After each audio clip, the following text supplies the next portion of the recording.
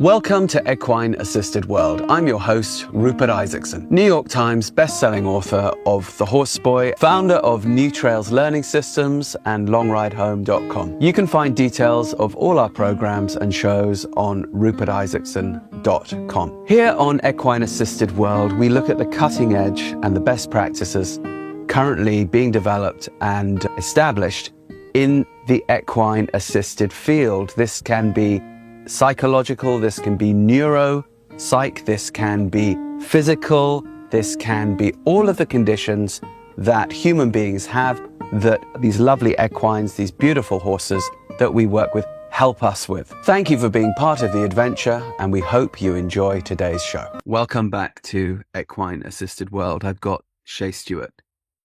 Shea Stewart, if you listened to her podcast that I did with her over on Live Free, Ride Free, that's our other podcast, you'll know that she's somebody who knows an awful lot about things that we often don't know about, like fascia and mitochondria and the liquid intelligence of the body, which is a thing, and the way light operates in the body, in cells, not as a woo-woo thing, but as a biological thing, and how this affects well-being in all sorts of ways. And she's also a horsewoman, and very much in demand as a craniosacral practitioner with horses. Some of you may know that she's been on Warwick Schiller's podcast, Journey On, etc. And I'm always fascinated to talk to Shea, because I always learn it, all the stuff I haven't yet caught up on. It's good. But I wanted her on this show because if you are a practitioner of anything equine assisted, you basically got three things you're always having to bear in mind. Four, really. One is the well-being of your clients and your horses. That's sort of an equal first together. You can't separate one from the other, right? Because if your horse has got no well-being, how are you going to transmit well-being through your horse to a person? But also, if we don't know some things about the human well-being, we might inadvertently fall into some holes which we don't want to. Then, of course, there is the well-being of yourself as the practitioner, because again, if you've got no well-being, unlikely that you'll be able to transmit that to others, no matter how many legs they have. And then, of course, so that there was two, there's now three. And then the last one, of course, is the families, particularly when you're dealing with children or young people, when they go home, what are you sending them home with? Because one of the real limitations, I think, about equine assisted stuff is that it's equine assisted. When people leave that space, they're not taking a horse back to their living room in their apartment building. So how can they keep good things going that might be related to what the horse has given them, or more general things? Shea Stewart is somebody who knows that whole universe. And so if you're an equine assisted practitioner, or somebody who partakes because you are a service user, i.e. a patient, if you like, or both, many of us are both, Shea Stewart is somebody you want to know about and listen to. And you want to go to her website, and all of that stuff will be available here. So Shea, welcome back, and thank you for coming. Hi, Rupert. Thank you so much for having me back. I always love our conversations, and I'm happy to be here. All right. So I very much advise listeners to get a notebook out, because there are going to be some things that Shea talks about that you might be aware of and you might not be aware of, and that you perhaps need to be aware of, or be helpful if you're aware of. And also things that perhaps you have heard of, but you haven't heard well explained, like mitochondria, for example. An important thing. Word we hear. What does it mean?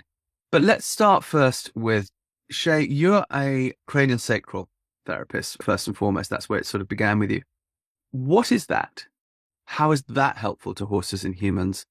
And how has that led you on to these other areas? Well, so I've been receiving craniosacral since 1987 or 88. And it was Shortly after the dinosaurs. shortly after that. Yeah, not too long after that. And this was before, It's amazing for 3,000 years old. Must be that mitochondria stuff. it's like because I focus on my mitochondrial health. Okay. All right. Okay. So you started as a patient, as somebody needing it. Why? Yes, I got it. And this was before massages and chiropractic and all that was really part of, Mainstream. yeah. And my sister was a professional ballet dancer, and they always received, interesting things with their body work. And she turned me on to this woman who did craniosacral. And I went there because I had migraines. And what I didn't realize was that those were just a symptom of a dysregulated system. And she helped all that. And I was so drawn to that work that I ended up learning how to do it myself. And so I took some cranial classes, and then I decided to take an advanced 2-year biodynamic course. And one thing I don't know if people are aware of is there are 2 approaches to craniosacral. There's biomechanical and there's biodynamic. Okay. And both of them work. So the grandfather of craniosacral is named William Garner Sutherland. He was a osteopath student who saw that the skull bones were meant to breathe like gills of a fish, all the different plates in the skull. And so he spent his life studying that. And he developed both craniosacral modalities incorporate his 5 principles of the craniosacral system, which is, what are those? Yeah. The flow of cerebral spinal fluid, the core link, meaning that the dura is free floating. Well, it does have some attachments, and it moves independently with What's dura? the spinal cord. Okay. So the 5 principles of the craniosacral mechanism is what he calls them.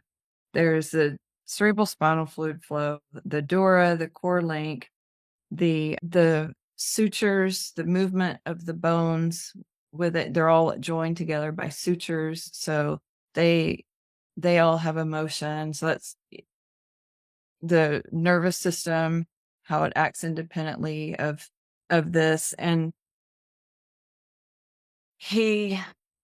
so it basically is an approach that works on the nervous system through the flow of the cerebral spinal fluid and the movement of the bones and the tissues. So there's a rhythm that these go.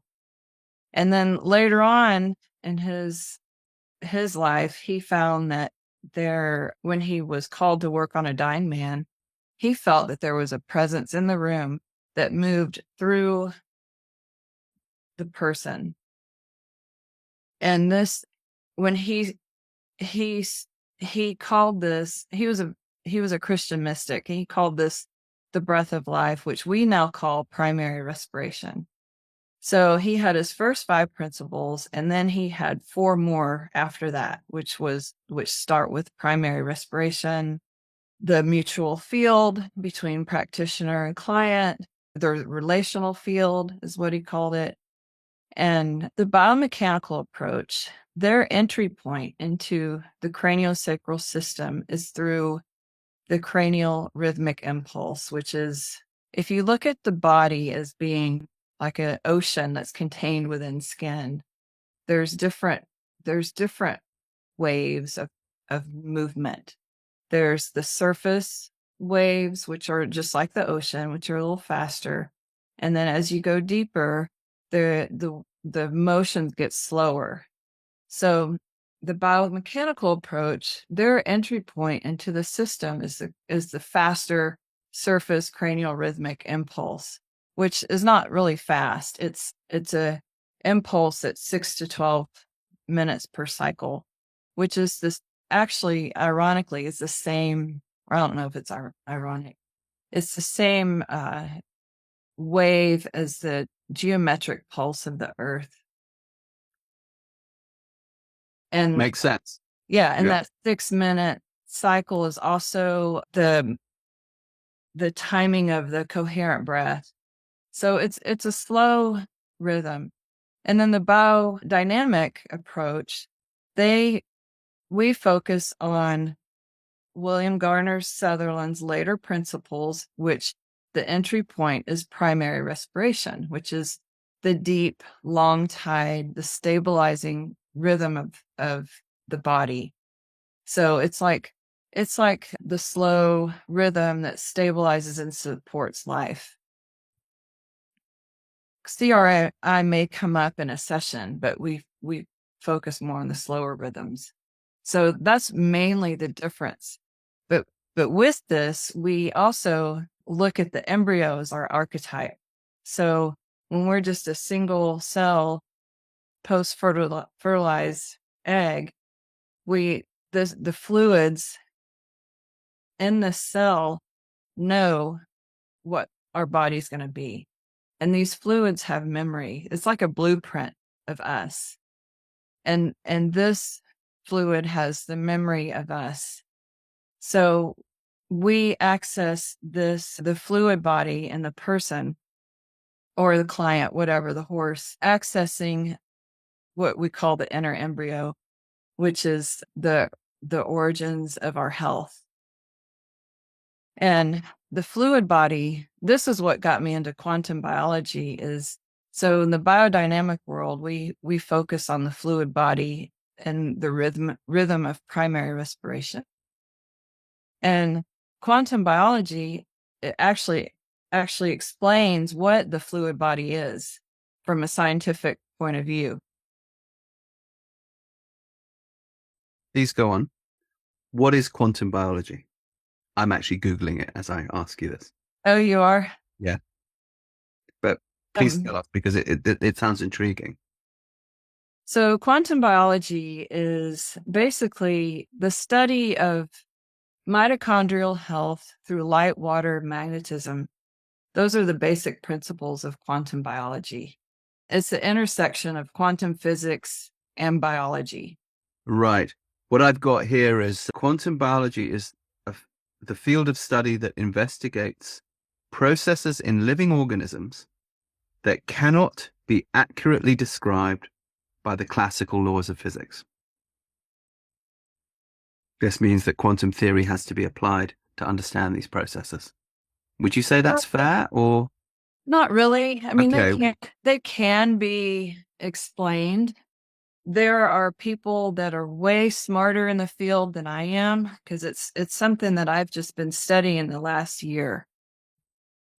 But it is a lot to do with the way our mitochondria function. Okay. Protons, electrons.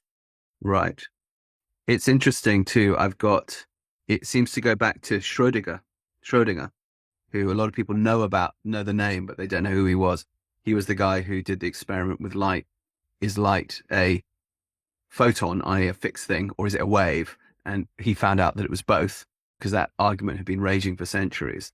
And he proved in an experiment that you could trap a light wave in a very narrow thing that was visible to the naked eye.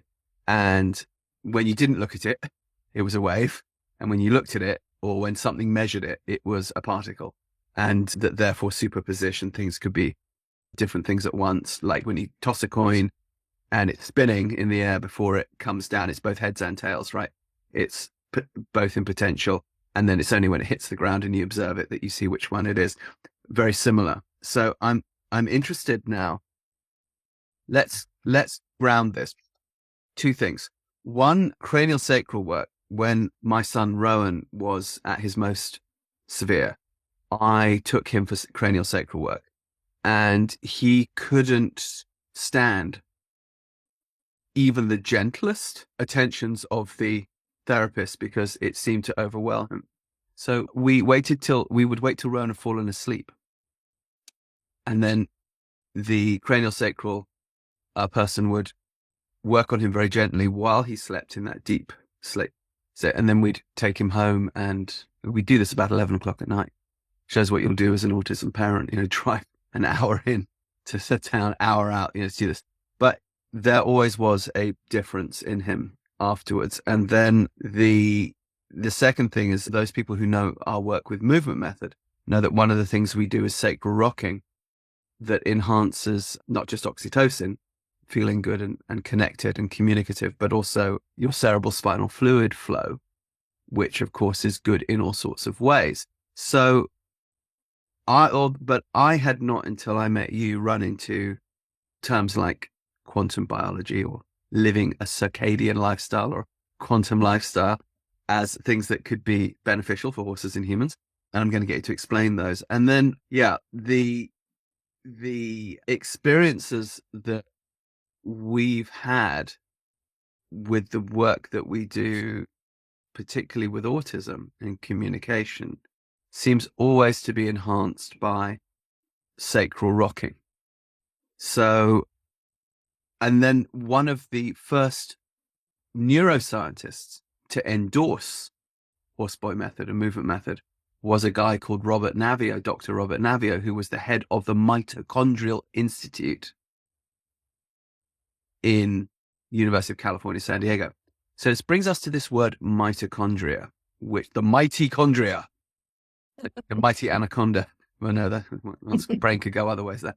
But this is a word that gets battered around, like cerebral spinal fluid. One can sort of picture it. There's a fluid in the spine. It goes up and down. It has a bunch of different functions that we could go into, but it's a biological thing. It's there. We know it's there. You can open someone's spine and there it is. You can open up their brain and there it is. Mitochondria is something which I think many people hear the word, don't really know what it means, realize that it's important because more and more people seem to talk about it, and there are whole university chairs based around it, and it seems to have something to do with neuroscience. So here's a question for you. You fell into this whole mitochondrial thing through your adventure with cerebral spinal fluid in a way, in this primary respiration that you're talking about. What is mitochondria, and why should horsey people trying to help other people know about it? Well, mitochondrial health is greatly not looked at in our healthcare system. Yet, I believe it's one of the most important aspects of our biology.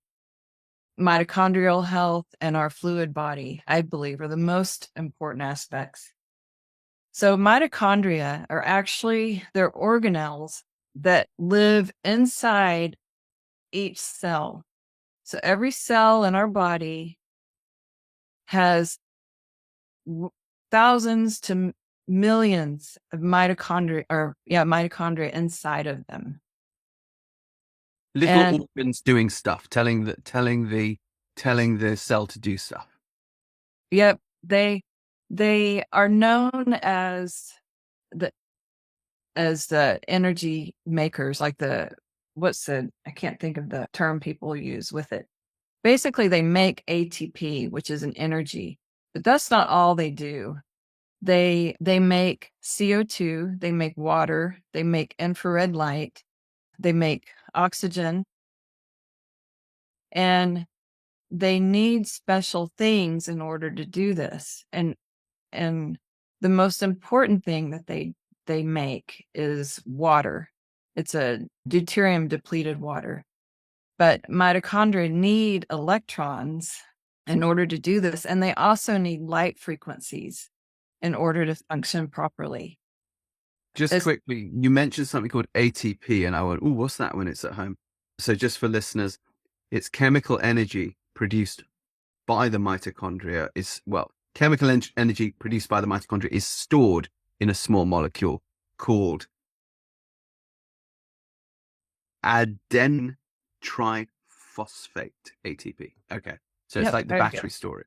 Okay. Yep. Got it. Exactly. A little semiconductor, a little battery. Mm-hmm. So the mitochondria are these organelles that make the cell function to do all these good things for our well-being. We need CO2 for things. We need oxygen for things. Infrared light. What do we need infrared light for? Well, to make heat Ah, is one of the things. okay. That's what infrared light is heat. So thermoregulation, mitochondria. Yep. And that Stopping you heat getting too hot, too cold. Yep. And that heat that we make can actually structure our internal water. So if you think about the water in our body, it surrounds everything. It surrounds every protein, every cell. It lines our blood vessels. It lines our arteries. Glycocalyx is a form of water that lines the arteries and blood vessels. It's in our cerebral spinal fluid. It's in our blood plasma. Water is everywhere. And this water is basically the means of communication of every biological function in our body. And this water needs to be in a structured state, which means that it's in a coherent state. So if you think about, if you want to go even more quantum and get down to what a water molecule is, oxygen and to hydrogens, and these always form an angle, bond angle is what it's called. And when it's at a certain angle, it can form patterns, geometric clusters, and they structure together. It's like a symphony playing together. What happens if this water is not structured, it becomes what they call bulk water. And bulk water is basically inflammation in the body. And every cell in our body needs a negative charge that this water provides. Why do we need a negative charge? Because we run on a DC electrical current, because of the electrical current that's needed in our bodies in order to function. Got it. The spark of life. Yeah. Okay.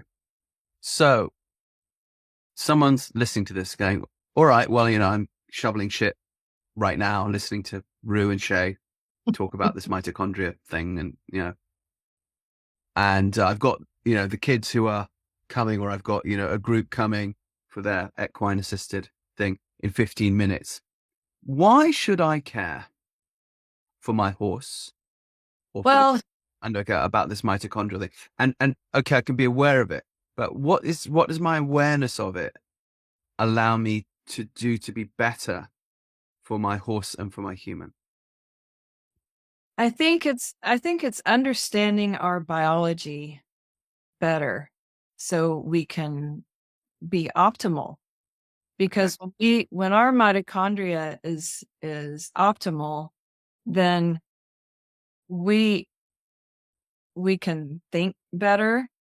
We have a better ability to be creative and not so dogmatic on things. We become more open. The movement that you talked about, that's one of the ways we also get electrons that help our mitochondria. We just become we're just healthier all around. Our mitochondria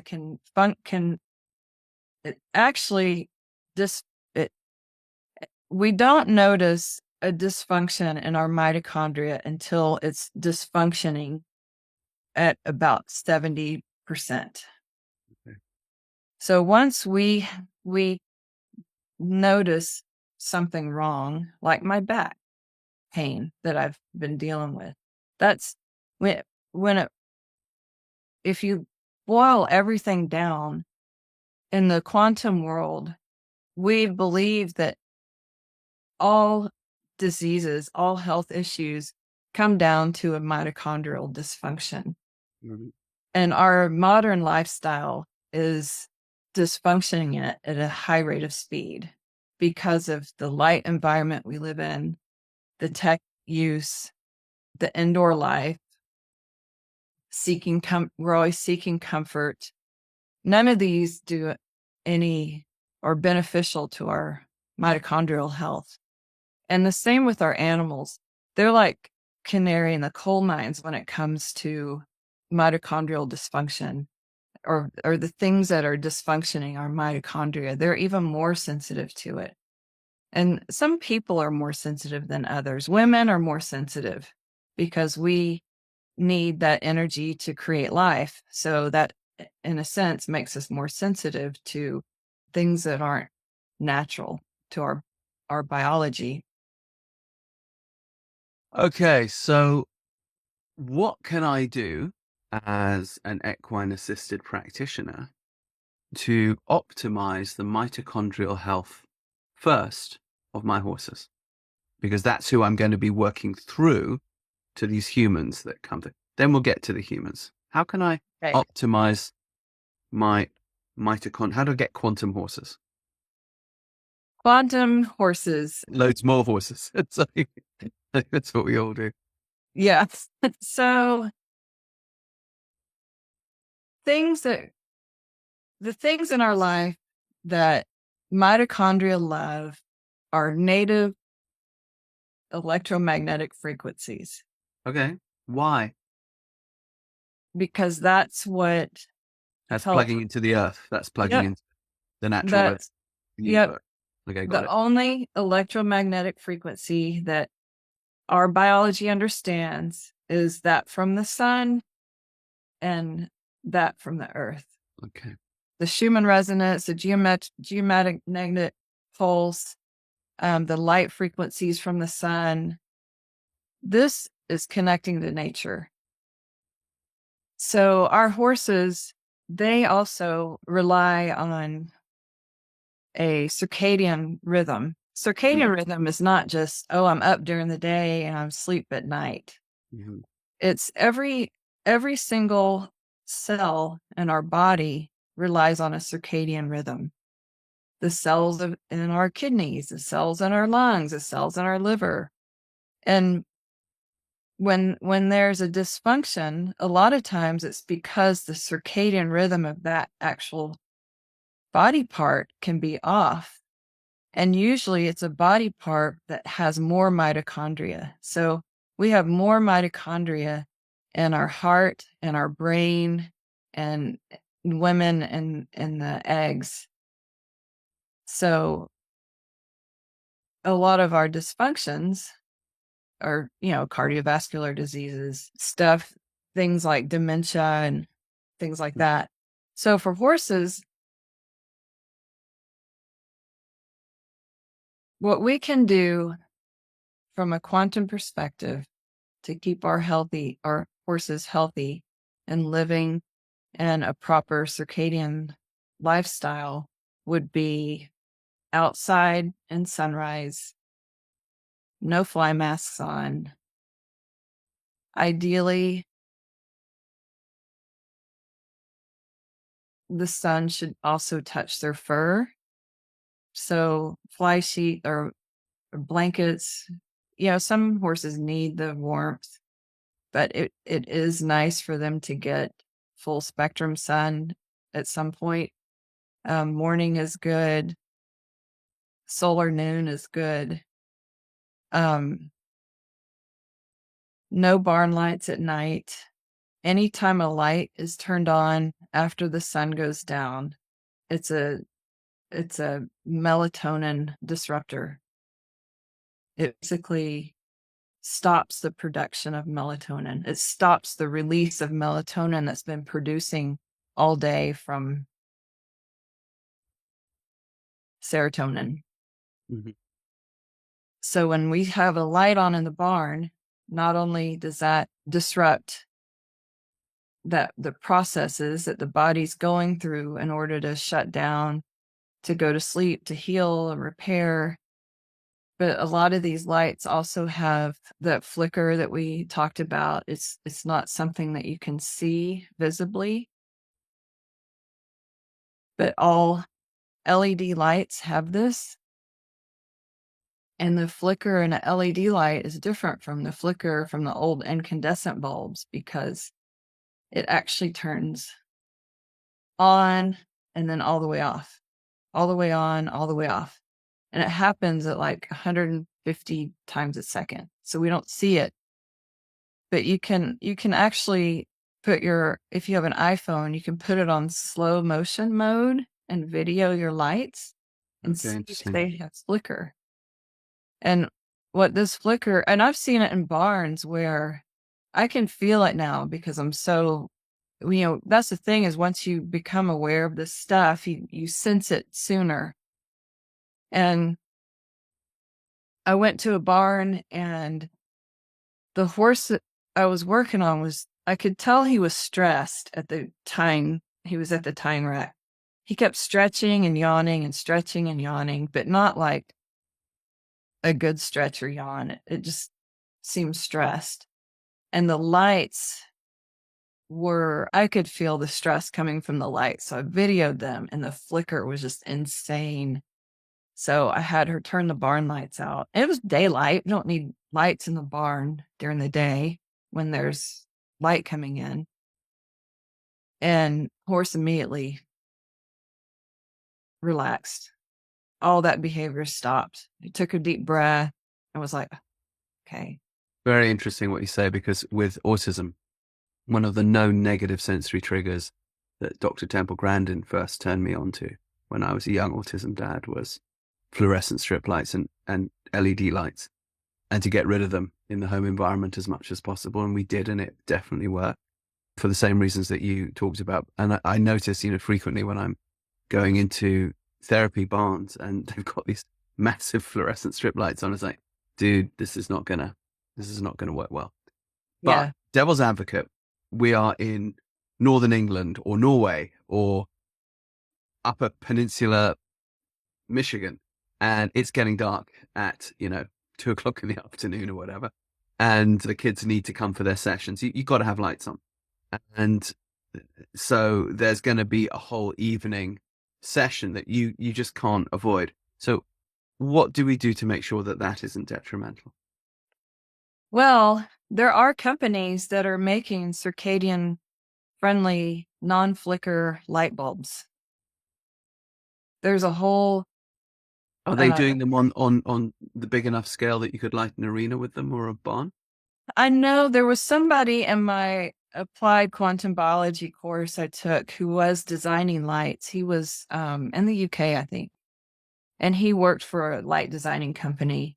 I could ask him if they. But what would your let's say, I'm a stressed barn owner and I haven't got time to contact this dude in England for something he might or might not have access to, and that I might or might not be able to access because I'm in Canada. I don't know. What can I do, given that it's a non-ideal situation? What can I do to mitigate those effects as best I can Well, in that dark time of the year? yeah. If you can buy better bulbs, look for some places you can still buy incandescent bulbs. Mm-hmm. Incandescent bulbs are better because they have the infrared in them. That's why they stopped making them, because of the energy production, the energy coming from them. So now we have LED bulbs that are like one spectrum of blue, 450 nanometers or something of blue. And our biology does not understand that spectrum of light, because our biology does not understand that anything that's isolated, any of those light spectrums that are isolated, because the sun is like almost 50% red and infrared, the light that comes from the sun. And so when we take a bulb that's got an isolated spectrum of blue, the body doesn't understand that. So one of the main things that happens, there's lots of studies on PubMed about this, but the first thing that happens is our glucose spikes, and our bodies are very intelligent, and it spikes as a protection against that light. So when we're in the barn at night and we're under LED lights, these are things that are just happening. It happens with horses too, because they're mammals and they have mitochondria as well. So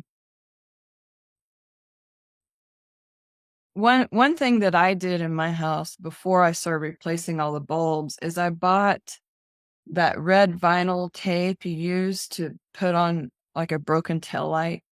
Okay. And I put that tape over all the little night lights, the refrigerator lights, anything that I could take. You end up with a bunch of red light. Yes. Okay. So technically, you could do that in a barn if you need the lights. Even if you don't want to do all of them, you could do some of them. Some of them. Or other Because thing, presumably you need some bright light so you can see yeah. how to do some things. Yeah. The other thing you could do is you could add red lights. So barn aisles, arenas, those are going to be LED or fluorescent lights, which is that isolated spectrum of blue that's causing. They've actually traced diabetes to this, and you can look up the studies, but it's hard because we, since the invention of lights, we completely changed our lifestyle. Like, okay, we can be up all night now, but but our biology has not caught up to that. So what you could do in a barn or an arena is incorporate some red lights just to help diffuse that isolated blue. You're not going to fix the flicker with that, though. You have to get special flicker-free bulbs. How easy are those to get? I could send you a list of companies that sell them. Okay, so if I'm a barn owner, should I be looking at flicker-free bulbs? Yeah. And taping some stuff red? Yep. And having some red lights, which will maybe give me a warmer light anyway in my barn. I mean, one of the things that's often difficult in those barns, it can feel very cold. And the outside is cold and then the light is cold. Yeah. Something if you can find incandescent bulbs, those are the best. I can still find those in the US.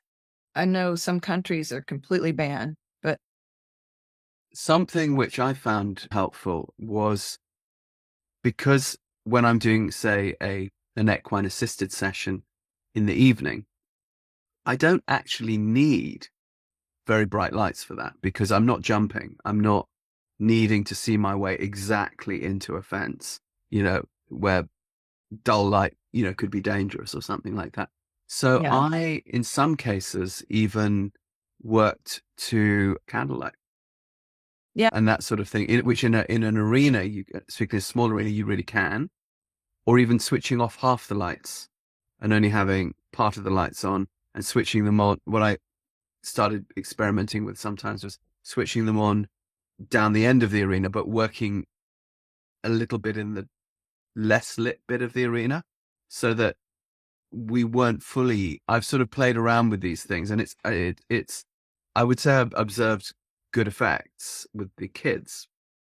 What I didn't necessarily look to was the effects with the horses because, my understanding of equine well-being, what I've grown up with is so much about fitness and muscle building and brain development and keeping them interested, and obviously giving them a naturalistic lifestyle as much as possible. Not everybody can, and I'm aware of this.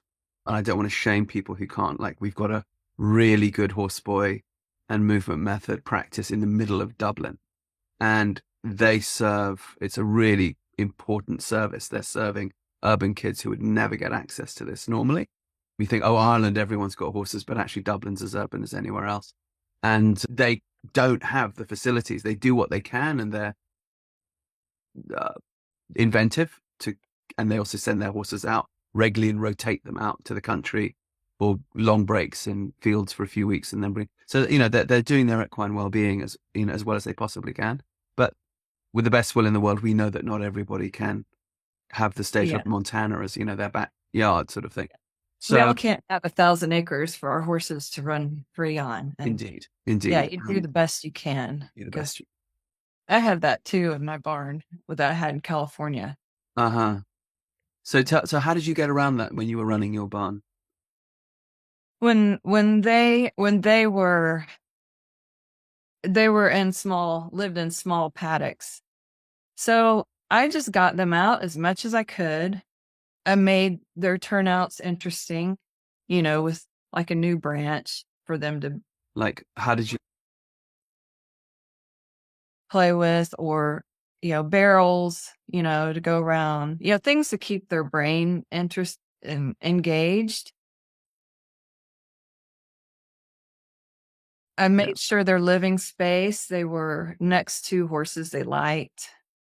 It's no fun living in such a tight space with somebody you don't like. So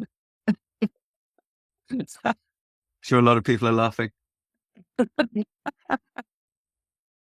I made Done that sure, points in our yeah. I also made sure they always had something, to chew on, some hay or Yeah. twigs or, whatever. But yeah, we do the best we can with Yeah. what we have. And there are things we can't always control how much space we have, but we Mhm. can control the lighting environment and the other non-native EMFs. We can control that. What's an EMF? An EMF is an electromagnetic field, Okay. and it's basically can be thought of as a light wave, like a non-visible, Mm. because we have, there's visible light waves and there's non-visible light waves. The other thing about the lighting is lighting at night, from a quantum health perspective, should come from lower areas, not above. So if you want to think about mimicking the sun, at solar noon, the sun is, above our heads. Every color of the rainbow is out at solar noon from the sun. And each different light spectrum tells our body to do different things. When we're inside an artificial light, so the sun, the color is always changing as it goes across the sky. It comes up, when it's rising, it's red, infrared, it's a real rich blend of red. And then when it hits about 10 degrees, that's when UVA comes up. And UVA tells we have aromatic amino acids that live in the back of our eyes. And there's a suprachiasmatic nucleus that goes from our eye to our hypothalamus. And these different spectrums tell these things to do different processes. So UVA rise tells the tryptophan, which is an aromatic amino acid, to catalyze into serotonin, which then at night that catalyzes into melatonin when darkness comes. So if you think about natural light, it's doing all kinds of things.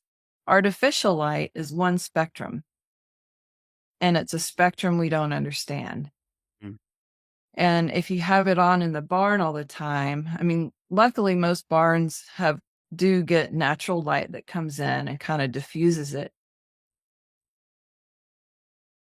But if you think about light coming from up above at night, it's another strike against what's natural. So it should be a light that's below our eye levels. That's a more diffused amber tone. I'm picturing a riding arena with wall sconces with Yeah. the being thrown up, like you Yeah. might see in a beautiful equestrian display at some big equestrian show like Cavalia that you've paid money to go see. And it's interesting how the lights in those sorts of shows, of course, are always very warm and are very seldom bright top down. Yeah. Because to create the magical feel, or when you go to a romantic restaurant, you don't want this Yes. interrogation light lighting up all the pores Yeah. on your face, and like every little blemish you've got, you want Yeah. candlelight to kind of, Yeah. you've got the best in you. And it's so interesting that the therapeutic environments that we work in are not lit like that. And I'm thinking back to when I was a boy, although in our stable yard, yeah, we had electricity. There was no like big light that came on when you went out into the stable yard, like the sort of stuff that's just so ubiquitous now. I remember when Yeah. those came in, and we put one in and it was awful, awful. And people got very excited. Oh, yes, great, because we can really see what we're doing at night now. And I remember thinking, oh, yeah, but it's so harsh. It hurts. Yeah. Before that, we went out with torches or we went out with actually kerosene lanterns. Yeah. But of course, there's had the problem of, well, what if you dropped it and set fire to your pond? Yeah. There were some limitations to those. But nonetheless, things felt more human. Okay, so if this type of lighting, for example, just one last thing about people keeping their horses in unideal situations. I was just doing this is a tip for people if you're in this position. I saw something really good in Rotterdam. I was just in very urban situation in the Netherlands a few weeks ago. And these guys, they got no grazing at all. They've got a covered arena, and then they've got an area of maybe 20 feet around it, which they fenced off that the horses can wander around in. And that's it. That's it. But the horses have free access to wander in and out, which is interesting. And one of the first things they do in the morning, so the horses stand on sort of wood chippings, but the wood chippings often get churned up and a bit muddy. And so there's dry areas, wet areas, this sort of thing. And the first thing which the person coming in to sort of do the horses in the morning did was go cut a bunch of willow, because of course it's the Netherlands, so everything is even urban. There's water and willows kind of everywhere, and just cut, and then chuck that in for the horses to graze on, nibble on, browse on. And of course, as we know, willow is also medicinal. It's also deals with pain, deals with and several times in the day they were going out and cutting stuff like this and sort of throwing it in there to enrich the environment. And then the other thing which we were doing was a lot of what we call crazy time, which is just flat out encouraged interactive play with the horses, effectively free jumping in groups, but changing the obstacles every 2 minutes to keep the horses like, ooh, a new thing, and then making these into the therapy sessions themselves, so that instead of trying to think, oh shit, I've got to do the crazy time before the kids come, it's like, no, we're going to do that with the kids and keep them safe while we do it, and teach them horsemanship and teach them math, because we're going to measure out the distances and the heights and and then we're going to do physics. We're going to do speed by getting distance over time, timing them. We know how many meters it is down that long side. How fast are they going? How fast can you run down that thing? And so we found ways to incorporate this kind of well-being into this non-ideal area. I just wanted to throw that in there because, a lot of us are dealing with less than ideal living. Yeah. I know somebody who feeds in the winter, feeds her horse just whatever is around in nature. So that's the other thing, is we end up feeding them hays that are imported. Sometimes you have to, but I would encourage people to try to get grass hays that are grown as local as possible, or as close to your latitude as possible, because our mitochondria looks at food as an electron, a light source. Mm. So in the quantum world, eating out of season and the non-local food can actually be considered a toxin. So like if you live in Germany, you should not be eating a pineapple that was imported from Costa Rica in December, because you're sending your body the wrong light signaling. And it's the same with horses. Try to get them food that's as local and seasonal as possible. Yeah, it's interesting. We go out, we're in a big apple growing area in this bit of Germany that we're in right now. A lot of the apples go unharvested, and a lot of them in our area are heirloom. They're old varieties that, Mhm. and so a lot of the orchards aren't even tended anymore. And Wow. so one of the things I do with the kids that come in the winter is we go and we collect apples and pears that have fallen and fill up great wheelbarrows with them. And it's cool because we get to see that the wild boar have also been there before us and they've been, chewing it. So you learn a lot, this way. And then we have throwing matches to throw them into the areas where the horses are. You can throw them, so you can bounce one off the roof. And I've got horses that you can bounce them off the horse and they don't care. It's like, can you get one off Hidalgo's butt, And Yeah. they love it, of course. But of course, what we're doing is giving the horses browse that they would normally have access to that maybe they might not, because I don't happen to own that orchard. I can't Yeah. tell them about that. And one can have a lot of fun with this kind of thing. It was interesting that you talk about things as a source of light and electrical energy, food, and so on. I think this is something that's really good to draw people's attention to, that everything does come down to light at the end of the day. And that's a really hard thing to get your head around, is that that's not light, that's an apple, or that's not light, that's a donut, or that's a thing that's dense and solid and absorbs light, or reflects light off it perhaps, but it's not itself light. But of course, everything kind of is light. Can you explain to in layman's terms why sort of everything is light in a way that doesn't make them just think, oh, this is woo-woo? Yeah. Well, everything, you can look at it as a frequency. Okay. Everything And has an electrical frequency. That is true. yeah. You can plug a battery into a potato, for example. Yeah, exactly. Right. Yeah. Okay. Even, yeah, So what you're saying is some frequencies are good for you and some are not. correct. Okay. And this is just not something it's been studied a lot. Robert O. Becker, John, there's all kinds of scientists that have studied this. Unfortunately, it's not been adapted into our healthcare system because to improve mitochondrial function, there's not really a profit and things for us to do, like get outside, ditch your sunglasses, turn the Wi-Fi off at night. All those things are free. These are free things we can do to improve mitochondrial function.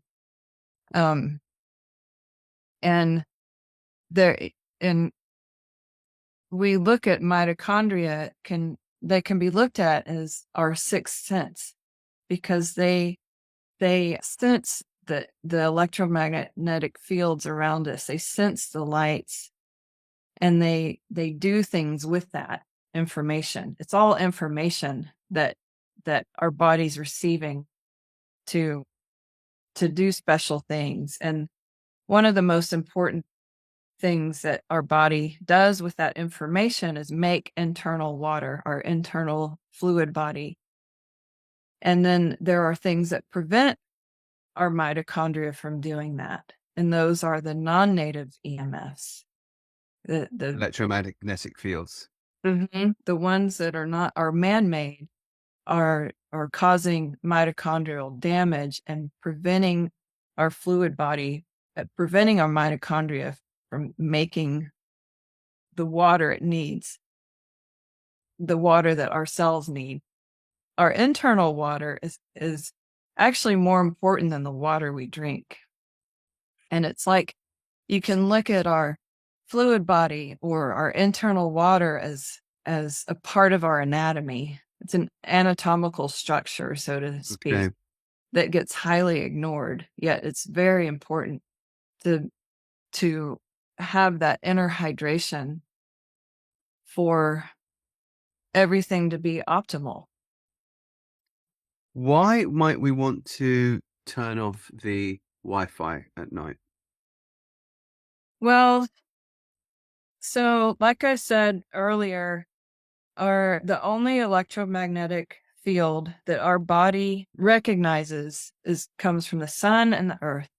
Mm-hmm. And there's a spectrum, like the Schumann resonance is anywhere from 7.83 to 20 hertz, it fluctuates.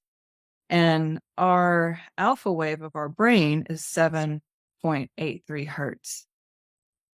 And so that's a resonance that we're supposed to be part of. The geomagnetic pulse, the Mayer wave is 0.1 hertz, which is that 6 cycles per minute thing that I talked about earlier, the motion of our cranial rhythmic impulse, the motion that our cerebral spinal fluid, the measurement of that wave going up down our spine is 7 cycles a minute. By the way, for listeners, minute. it's called a Schumann resonance, not because the German composer Schumann wrote his music to this resonance, because it sounds like it ought to be, a resonance by Schumann. That sounds rather nice. It's actually after Otto, another German, Otto Schumann, or Winifred Otto Schumann, who first studied the theoretical aspects of the global resonances of the Earth ionosphere waveguide system, known today as the Schumann resonance. And in 1952 to 1954, Schumann, together with a man called Koenig, attempted to measure the resonant frequencies. But it was not until measurements were made by someone called Beiser and Wagner in 1960 to 1963 that adequate analysis techniques were available to extract the resonance information from the background noise. Since then, there has been an increasing interest in Schumann resonances in a variety of fields. So yeah, this goes back to early 20th century science. It's not something new, and it's not invented by hippies like Rupert. Yeah. Or sadly by the composer Schumann. But what's interesting is what you're talking about. There's slowing things down effectively. That something like 5G, it's fast, right? That's the whole point. I was just looking for my building biology notes. I don't know if I can find them this quick, but basically Wi-Fi is like 2.5 to 5 gigahertz. Yeah. So a hertz is one vibration per second. Is it one vibration per second or per minute? That's why I wanted. A minute sounds very slow. I'm looking it up with you. So it's quite good, listeners. We're not pretending to be gurus here. We need to consult our notes too. So how fast, what speed is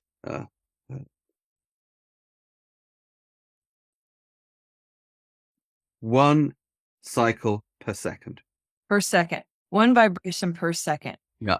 So a gigahertz, and this is why I wanted to look at my building biology notes, because I have I know where I have it. It's like 1 billion vibrations per second.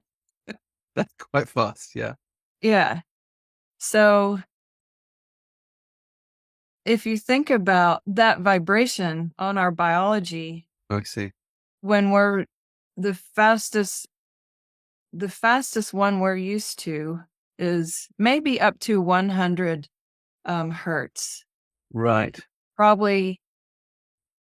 But the Earth and the Sun, it's roughly in the 6 to 7 range, right?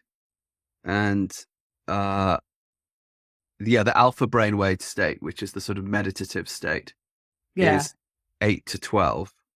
Yeah, about 7. It's the same as the Schumann resonance. Right. Okay. And then the beta brainwave, which is our sort of cheerful, all right, Shea, cup of tea, Shea. How'd you like your tea? Milk, no sugar. Lovely, jubbly. That sort of functional, cheerful going through life.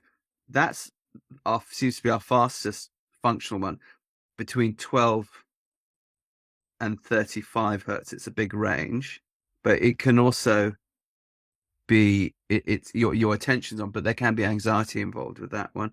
Alpha brainwave, very relaxed, passive attention. That's 8 to 12. Theta brainwave, deeper meditation, 4 to 8 hertz. Now we're going down below Yeah. the Schumann resonance, deeply relaxed, inwardly focused. And then this Yeah. delta, which Deltas, deep zero point sleep. 0.5 to 4, which is rapid eye movement sleep, right? Yeah. And that 0.1 hertz, which is the same motion of our cerebral spinal fluid. Right. Okay. So those are the frequencies. Now talk to us about cerebral spinal fluid and frequencies, because I know cerebral spinal fluid from a couple of angles. One is that the more of it you have, sacral rocking is a good thing for that because it makes you produce more of it.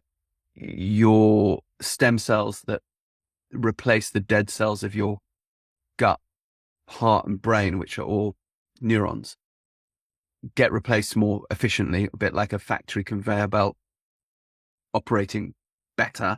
So if you've got more cerebral spinal fluid, that's just all happening better. The cerebral spinal fluid is also a crash, sort of not helmet, but a shock absorber between your skull and your brain. That's quite useful for those of us that like to fall off horses.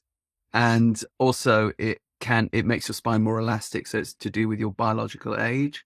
You know, you feel, appear, and actually sort of are biologically younger when you have more of it. And of course, within that, there's also the theory that around the pineal gland, you were talking about melatonin being where the serotonin, the pineal gland, among other things, you know, changes our serotonin into melatonin. Sarah gets us up in the morning. Mel puts us to bed at night. That's very nice.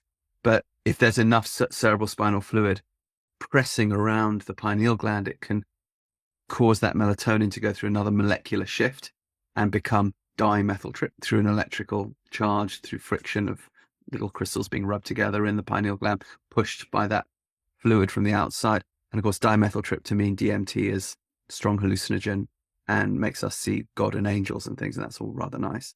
But there's much more to cerebral spinal fluid than that. And liquid intelligence, these frequencies, to slow things down or to speed things up. If the cerebral spinal fluid is one of the intelligent liquids in our bodies, helping mitochondria do its thing well, how does a slow frequency beneficially affect of light or whatever, back to the lighting in the barn or the 5G that might be floating about? How does slowing that down, so changing the lighting, switching off the Wi-Fi at night, help the cerebral spinal fluid do its thing better for the mitochondria? And how does speeding it up not help? So In verse, please, Shakespearean verse. I'll try my best to do that. There was a young man from Australia. Sorry. If you break it down even more quantum and go and think about the water in our body, water has been proven now that it carries information, it stores memory, it transmits information. That's what cerebral spinal fluid does as well. Like a liquid crystalline structure. And we need our one of, like, the rocking, the sacral rocking. It does enhance the cerebral spinal fluid flow, but another thing that's doing is it's helping the mitochondria produce electrons. Because one of the ways we get electrons is through movement. Okay. And yeah, like a dynamo battery, friction produces movement. Yeah. Okay. And then the other ways we get electrons is through light frequencies. So if these frequencies are too fast from Wi-Fi, I finally found my building biologist notes. Okay. Later. Wi-Fi, 5G. Yeah, Wi-Fi is in the gigahertz range.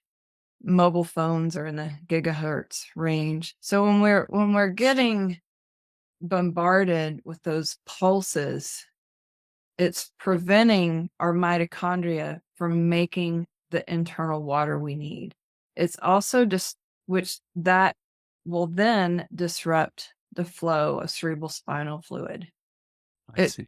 It destructures the water, because remember this our internal water needs to be in a structured, coherent state, which means it has geometric patterning within the water molecule. And when we get bombarded with these electromagnetic fields that are not native, it destructures that water. So it smashes up the crystalline. Yeah, they lose their ability to communicate with each other. That carries the information to help the mitochondria to do its thing. It's like a tuning fork. If you hit a tuning fork, the tuning fork that has that same vibration will vibrate. Mm. Or if you have that's kind of what the water's doing, and it goes through our body way faster than biochemistry can move. So you can also think of it as a symphony orchestra. Mm-hmm. And all of a sudden, the clarinet, the reed broke and it's squeaking instead of playing. And then the guy's freaking out, so he can't play anymore. And there's this tune that doesn't flow right. It's going to disrupt the whole sound coming from that orchestra. That's what's happening in our body when we're getting exposed to these things.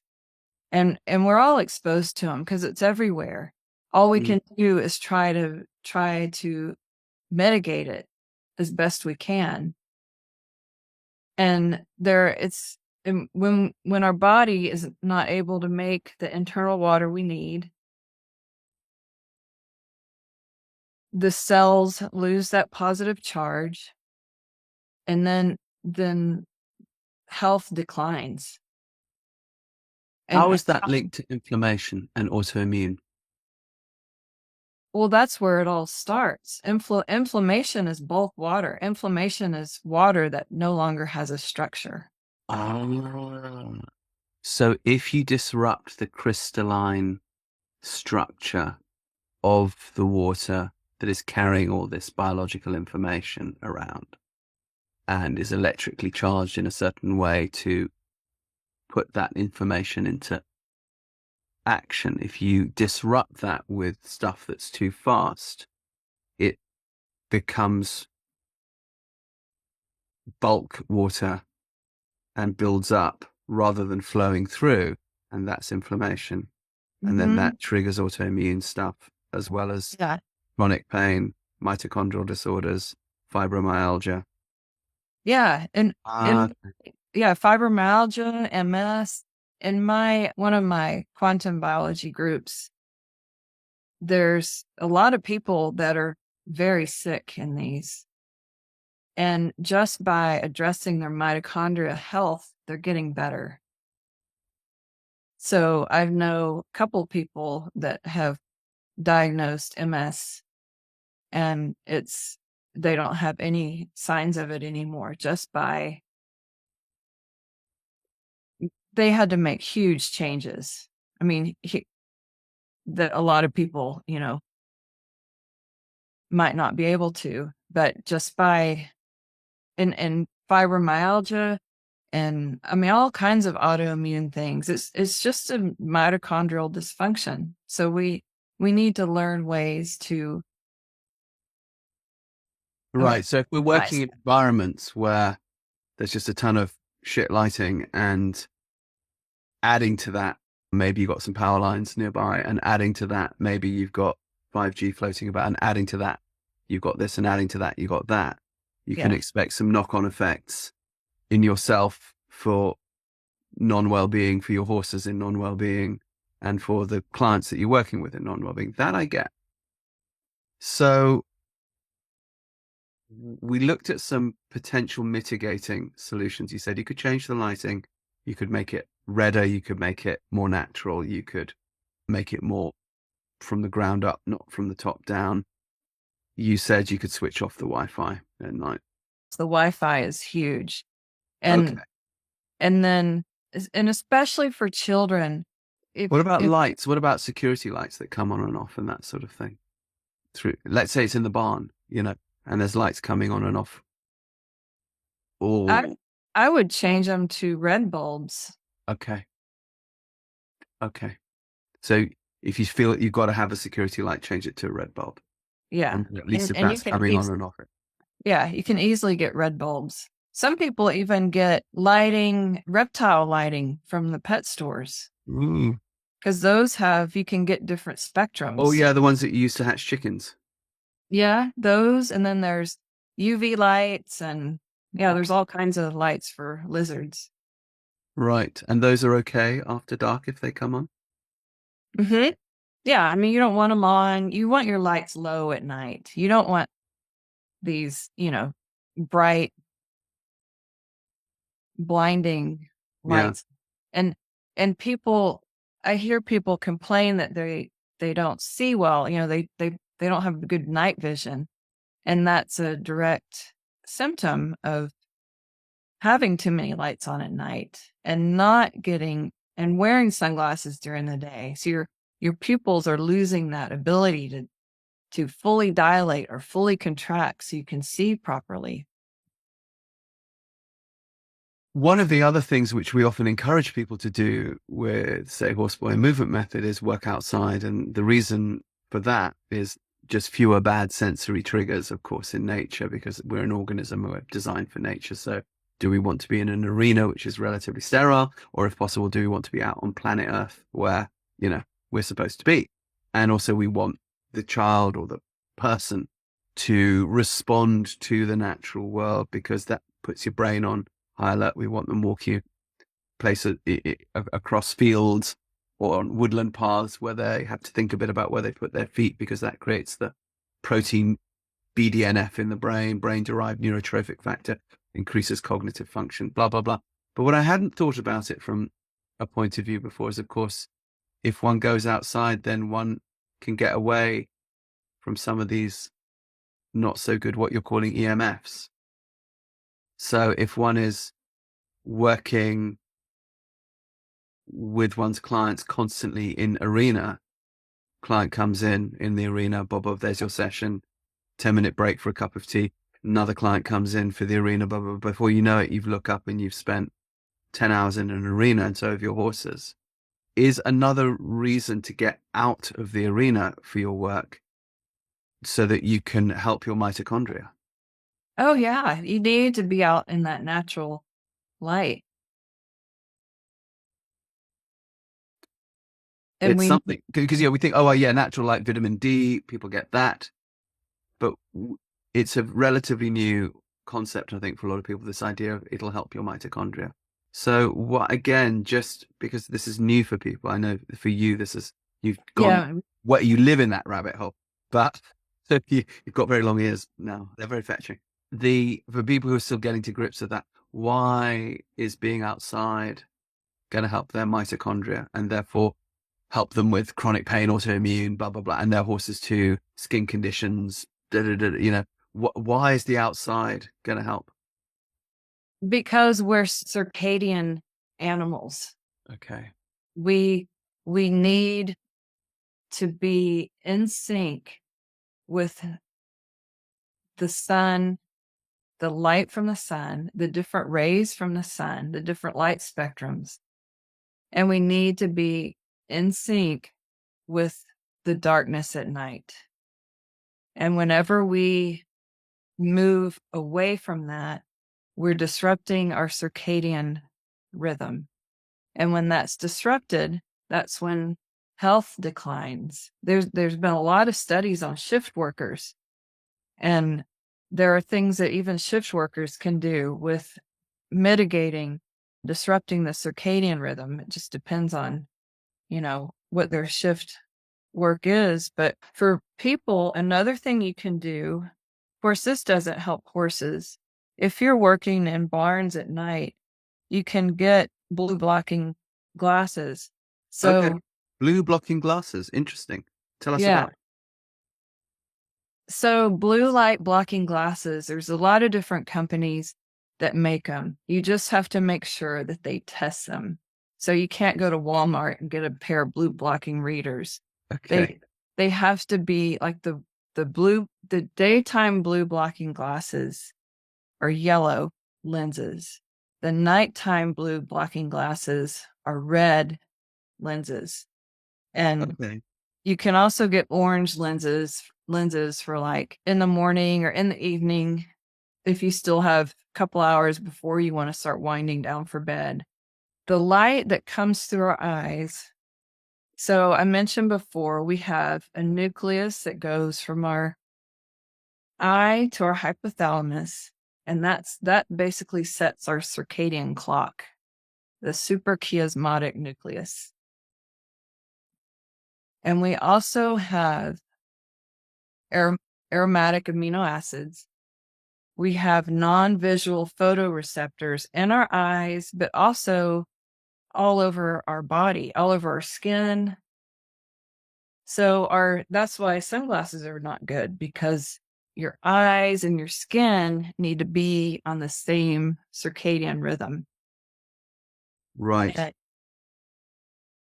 Right. No, this makes perfect sense. And this brings me back to something else I wanted to highlight with your point about circadian rhythms. I.e., you need your proper sleep cycles, i.e., you need darkness, whether you're a horse or whether you're a human, or the human that you're serving. That, let's say we're giving advice to people to what to do when they can go home. Cerebral spinal fluid, I just want to draw people's attention to this. It's, if you sleep well at night, it's like a dishwasher for your brain. It will flush waste material out of your brain, and they can now look at this on scans. It's not, it's all quite recent. Type it into Google. It's all over. It's well researched. It's nothing woo woo. the glymphatics. Right. So National Institute of Health, has got a whole thing on it now. But the role of age, sleep, and cerebral spinal fluid, melatonin, plaques in the brain, needing to, flush those things out, that one can't do that if one's not in a proper circadian rhythm. It's the cerebral spinal fluid that's doing that. That cerebral spinal fluid has to be, as you say, positively structured and charged. And the mitochondria in there has to be optimal.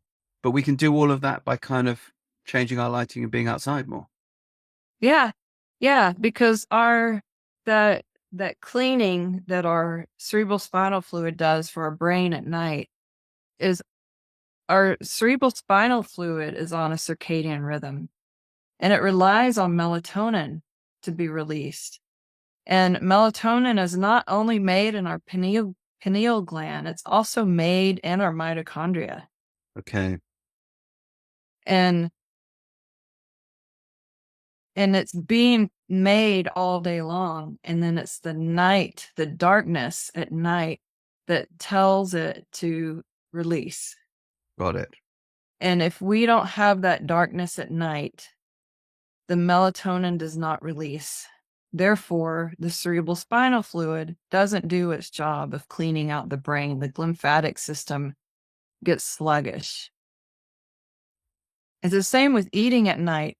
At night, our body starts to shut down so it can go into all the healing and repair that it needs to do when we sleep. That's what sleep is for us. And if we eat past dark, that's when people tend to get a lot of GI problems, because their body is trying to shut down, and the digestion actually gets slower at night. Right. I'm also, something else that just occurred to me. Some of us, if you do get your circadian rhythm broken at night and you go for a daytime nap, that can also help reset this. I was just looking at something from Johns Hopkins Medical Institute, them saying that yes, you can get this cerebral spinal fluid flush of your brain thing happening with a sort of 30 to 90 minute nap in the middle of the day. But I do believe that it's still, so we should do that, by the way. So go nap, everybody, now. Pull over and go have a nap. But it's the nighttime sleep that's the big one, though, right? Yeah. Yeah. And there are things that we can do that are easy. So, and the complaint I hear is from parents who have kids, their kids go to bed and that's when they get their little me time or whatever. And most people's wind down time nowadays is scrolling on their phone, scrolling on their computer, or watching TV. Yeah. And the thing that we haven't talked about, we talked about the lights, but we didn't talk about the lights on the screens and all these tech devices, TVs, computers, phones are backlit with this intense blue light. Mm. And Mm. that's going to disrupt your circadian rhythm. And it also has a flicker, and it's also can cause eye damage. People get afraid of the sun for eye diseases, but it's not the sun. It's the tech screens and the lights on at night. And there's a software program called Iris Tech that you can download on your computer, and it not only gets rid of the flicker, but it changes color based on what time of day it is. So at night, the computer looks red. So like right now, mine's kind of an ambery color. And then your cell phones, I have mine where I'm having a bad tech day, but I can put mine, I don't know if you can see. Oh, yeah, you're holding it up. Yeah, her cell phone is looking pretty red. Yeah. Okay. Yeah, and this is what I do once it starts to get dark. Okay. But I also wear glasses that block the blue. And Okay. when I first started learning this, it just made so much sense to me because of my history in the cranial world. But the first thing I did was I bought some red blue blocking glasses, and I put those on at night. Because I sat down and watched TV and I put on those blue blocking glasses, and like within an hour, I was ready to go to bed. 30 minutes maybe. I was tired and I slept. And that morning I woke up when the sun came up and I was like completely rested. I wasn't tired. I didn't have to drag my ass out of bed and go drink coffee. I was just up and I felt good. And the second thing I incorporated was getting outside to watch the sun rise. And those two things have been life-changing for me, and they're easy to do. Do you It's do that great. even in winter? Yeah. Rising very, sorry, even in summer when the sun is rising very early. Yep. Do you then go back to bed? Nope. Okay. So that means you have to Kinda- make sure that you got to sleep. Because if you go to in midsummer, if you go to sleep at sunset, that could be where I live. That's 10 o'clock at night, and you got up with the dawn. That's 4 a.m. Yeah. That's a short. That's the thing. When you live, the further away you get from the equator, the more unstable your light environment is. So you just have to mitigate those things. I'm a little closer to the equator, so it's a little more stable, but I do try to at least be out when UVA is rising. And UVA is all year round, no matter where you are on the planet. The light that you don't get in the more northern latitudes is UVB. What is UVB? UVB is the light that basically, when it touches our skin, it tells the cholesterol in our skin to make vitamin D. It's not really a vitamin, it's a hormone. But UVB is what makes D, and it's also what builds the microbiome in our gut.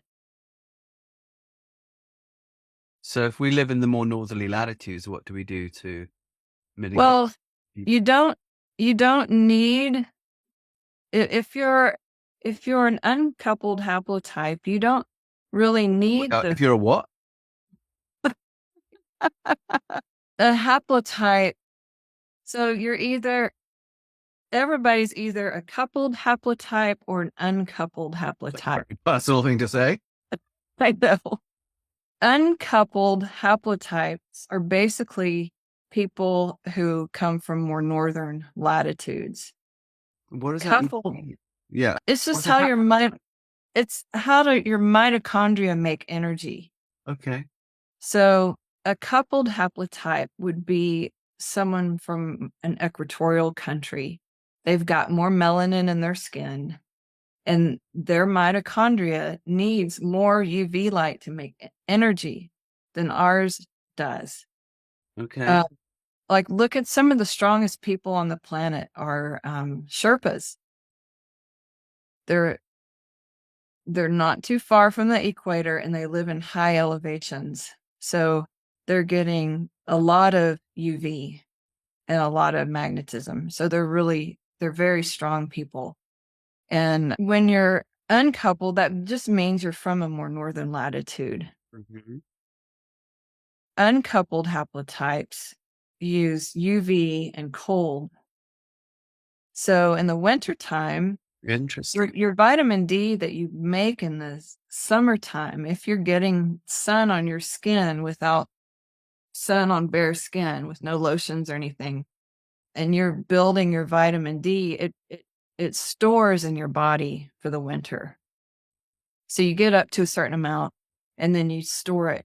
But you also can make, they're finding that there's some new studies that they're finding that cold exposure helps your body with the vitamin D as well. I don't know if it helps your body make it or if it helps your body store it better, but in the winter time, we don't really, if you're from a more northern latitude, you don't need to mitigate UVB, although some people do get those lights. You can get a Spurdy lamp or an EMR tech. Those are lights that people get that have the different spectrums in them. And some people do use those in the winter, but you don't really have to, because you want to think what is natural for your mitochondria, what's natural for where you're from and where you currently live. And that would be maybe getting more sleep in the winter and doing more cold exposure. Right.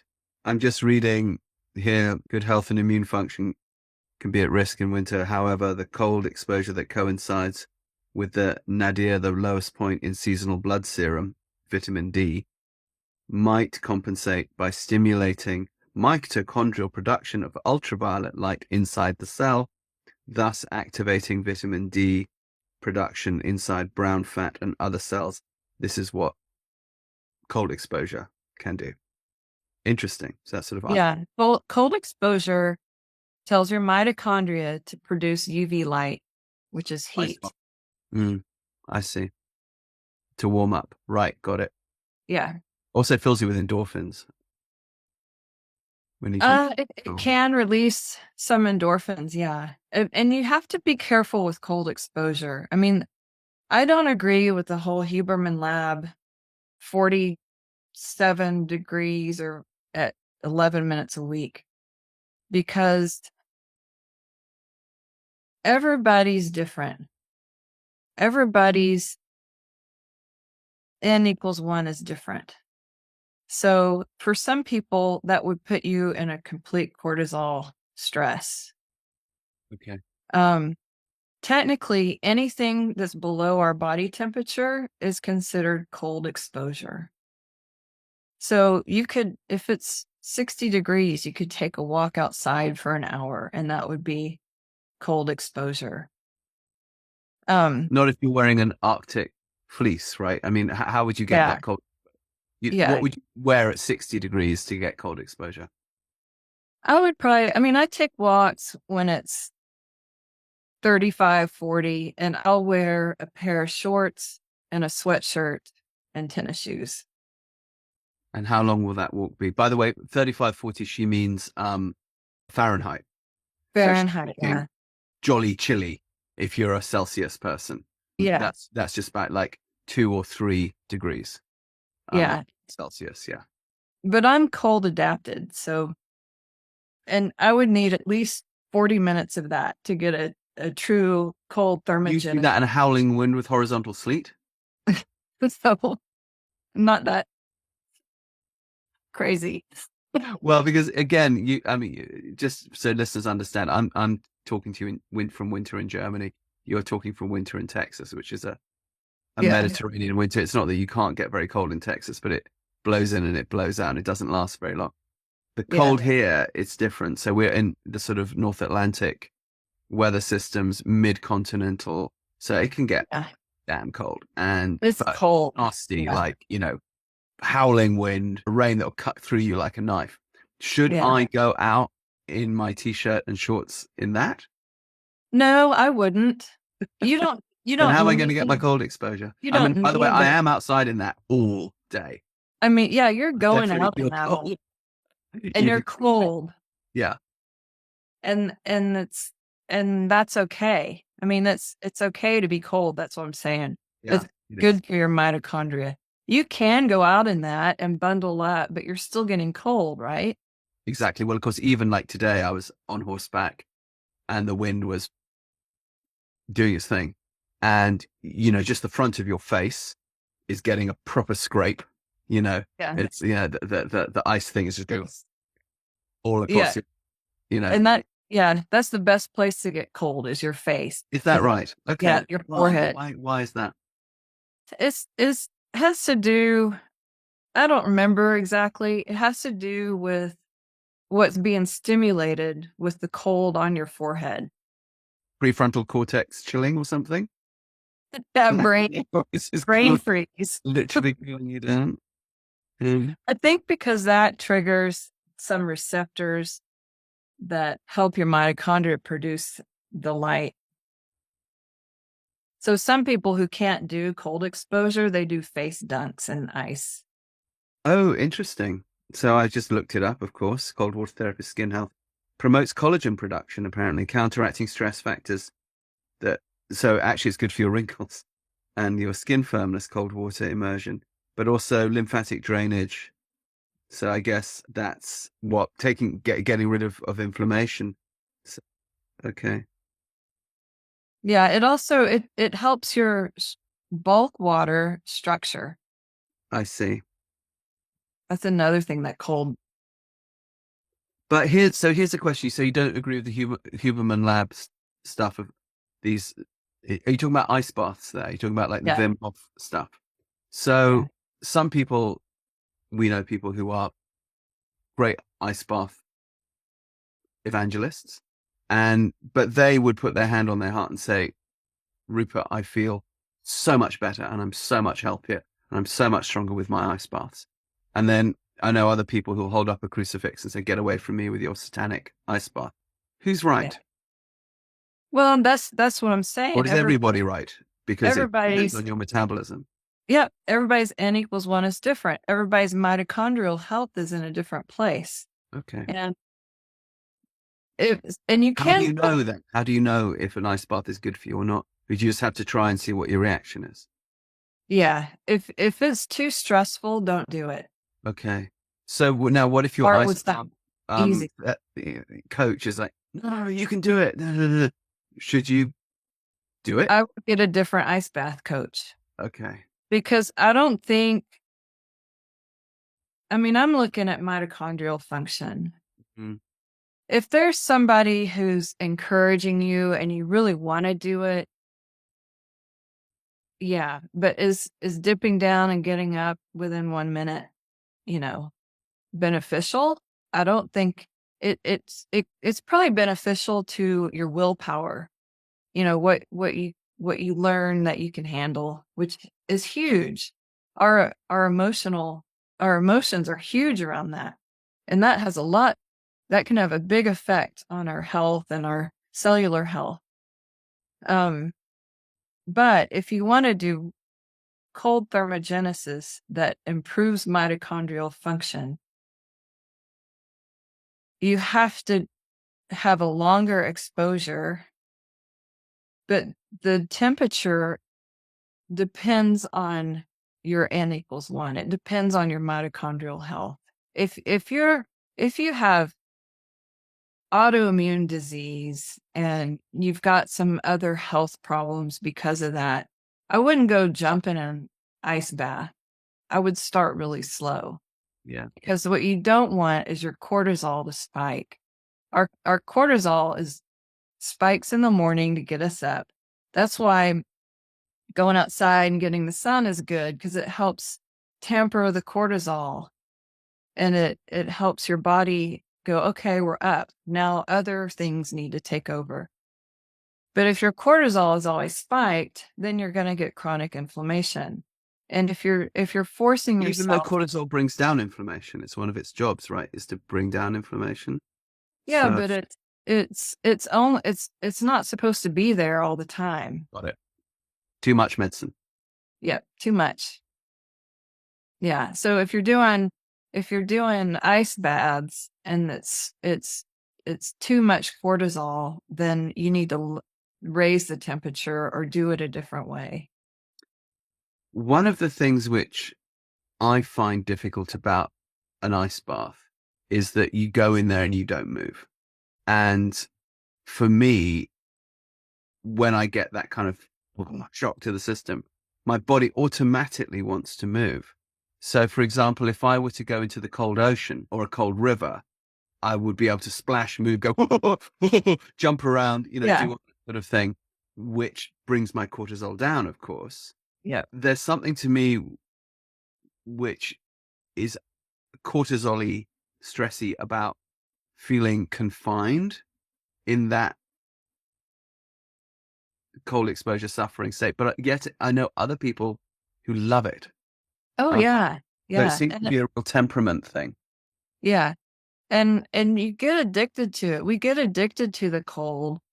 And once you start using the sun more, you get addicted. We're meant to become addicted to the sun. Mm. And we also get addicted to the cold. And addicted, I don't mean that in a bad way. It's just our body seeks that because it's healthy for us. Yeah. But yeah, the cold, I've actually hurt my back worse doing ice baths. And I've learned that it was because it was too cold and I was in a confined state. So I was just sitting there, like frozen. So sometimes in the winter, I'll get in my pool where I can move around. How long will you do that for? It depends on how cold it is, but usually around 20 minutes. Okay.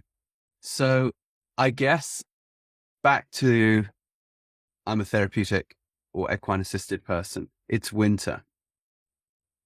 Do I need to make sure I've got some time where I pull the rugs off the horses and let their body temperatures drop, let them get full vitamin D exposure to the sun before I put the blankets back on for the rest of the day? It's interesting. I grew up doing a lot of hunting, fox hunting, whatever. Please don't kill me. I gave it up. But I still go out now with the artificial type of hounds where we don't actually hassle a live animal anymore. But of course, that's done in the winter and often on horses that are clipped because they're being super athletic while they're out there. You don't want them overheating and the sweat balling up and chafing them and blah, blah. So they're partially shaved or fully shaved on the body.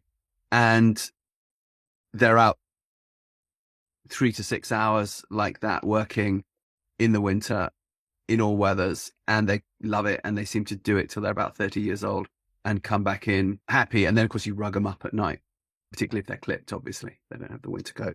My horses now, the ones I'm not hunting them because I'm not in an area where I do that, but I let them have a winter coat, but I don't want too much winter coat because again, I'm doing quite a lot of athletic work. I don't want them sweating too much in the winter, and they live outside anyway. So I do rug them, but as much as possible, I do try to pull the rugs off. Now, I was pulling the rugs off as much as possible in the daytime, just to let them roll, get muddy, get, the itches out, just because they like it. But you are now saying that, or suggesting, or are you, that there could be a more mitochondrial based, liquid intelligence based structure of the intelligent water in the body based need for that exposure, particularly in the short sun days of winter, to just make sure that they get it on their skin for their Yes. optimal mitochondrial health. Okay, Yep. that's interesting. Pull the rugs off in the winter and give them, think of it as light therapy. Give them some Mm, light therapy. I mean, look at what's become so popular right now is red light therapy. mm, But red light comes from the sun. You can just go out in the sun. And right, if you're afraid of the UV, if you just go out in the morning and in the evening, it's pure red and infrared. There is no UV. UV comes out, once the sun starts rising. And the only UV that has actually been shown to be damaging is UVB. And with the studies that they did on that, they did it in isolation. They isolated the UVB. They didn't mix it with the red and infrared from the sun. But anyway, red light, getting out in the sun is the same as doing red light therapy. okay. And So I I can said, tell a little get out of story. that arena. Yep, get out as much as you can. I have a dog that's, well, gosh, she's probably 19 now.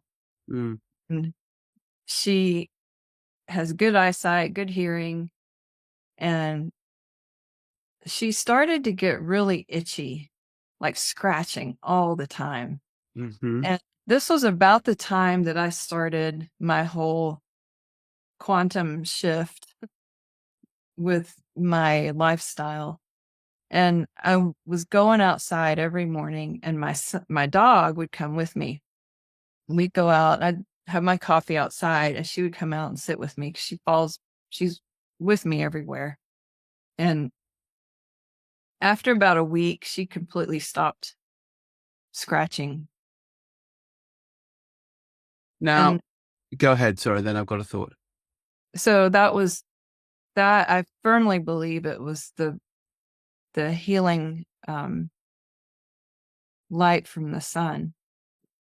Okay, now you did earlier on, about an hour ago, you mentioned in summer not using a fly sheet or a fly mask. I've got a couple of horses which, if I do that, the flies will eat them alive, literally tear their flesh. And I can't not put a fly sheet on those horses. And then the same for the fly mask, they'll just suffer so Yeah. terribly, like really suffer. Other horses seem to sail through it. What do I do in that situation? And Yeah. the other question is, can you get the same beneficial effects from moonlight? No. So No. if I pull the rug off at night in the summer, for example, No. they're It has to they're be not getting reflected nice UV light for their no. mitochondria. So how do I help that horse out? Because everyone's I sort of like this. Yeah, my horse had an eye problem. So I fly masked my horse. I was actually have a friend who was talking to somebody who makes fly masks, and they were were going to test them to see if they could make some that don't filter out the UV, because that's some of the beneficial light that they need. You could do like leave it off in the morning before the flies get bad. Just Mm, put it on later. Give them breaks. That's what I tell mhm. people. If you Okay. can, Yeah. I know people are busy, but if you can give them breaks, give them a couple hours of that morning sun and that evening sun when the flies are not Yeah. so bad. Yeah. Yeah. I'm thinking about, horses that I have to put on far pastures and might have to ignore for a few days, and they're happy, they're roaming about there, but I'm going to leave. I'm going to leave that fly sheet on and that fly mask on, or Yeah, I'll if just they're there's chunks of them missing, from the flies. yeah, I mean, you have to you have to use your the things I wonder is what is it about that horse that's attracting flies? Mm, Mm, It's in one of my classes, they were talking about how people who have gotten bitten by sharks or even people who get bitten by mosquitoes are actually leaking too much biophotons. So the the biophotons that we produce, the light that we produce, we hold on to that light, and that creates energy in our system. But when we're sick or compromised, that we're not able to hold on to that light. So it starts to fly off of us. And they can actually see that in certain imaging. There's actually a whole science behind, there's a group of biofield scientists who are measuring our biofields. And so I wonder about horses, because I had one that, my herd of 5, one of them got completely eaten alive by bugs, but the other one's not so much. mm, And he was a horse that he came from the Primeran farm, so he probably, didn't have a good development in utero, I would think. Like his whole system was just weaker. mm, Um, so I wonder about horses that how some horses or even things like EPM, that protozoa mm, that can cause the neurological problems. You can have a herd of 20 horses in a field and only one of them will get um, affected by that. mm, So when I see that, it's like, yeah, you want to keep them comfortable and you want them to not get eaten up because it's miserable for them. And then how do you give them the light that they need mm. to optimize their mitochondrial function? And why are those things getting attracted to them more? Mm. And It's so a really interesting question. We've asked ourselves this particular 2 horses in question. They're Lusitanos. One was bred in Portugal. One was bred in North Carolina. I kept them in Texas. They had no problem there. And it's buggy in Texas, as you know. You live in yeah, Texas in the summertime. I moved here to Germany, which is a cooler climate. I mean, it gets hot in the summer, but nothing like as hot and not for as long. But high bug activity, different types of bug. Brought 7 horses. 2 suffered, 2 did not. But the suffering only showed up after about 4 years. hmm, They were grand, and then they sort of weren't. And obviously, like all horse owners, I've tried this and I've tried that. yeah. But I find that the main thing is just to make sure that, I keep them covered enough. Yeah, and that timing would make sense if it's some kind of mitochondrial dysfunction. I think I mentioned earlier it they are dysfunctional. They can function. I can never say the sentence correctly. Mitochondria will not show any signs. The body will not show any signs of dysfunction until the mitochondria is operating at a Got it. 70% deficit.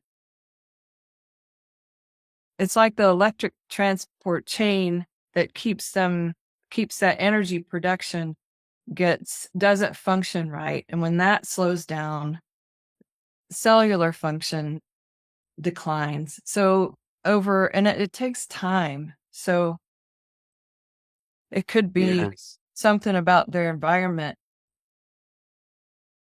Yes, absolutely. One of the things I'm going to be looking at is selenium. As you know, that's a whole tricky area with horses because, Yeah. too much or too little, blah, blah, blah. But I think there might be some deficiency there in our area. But it's interesting. I'm just going to dive down the rabbit hole now of when summer comes around again, of looking at how can I boost their mitochondrial health? And I'm just going to be very interested to see, you know, if Yeah, I can because that perspective. they make vitamin D as well, but it's a little different.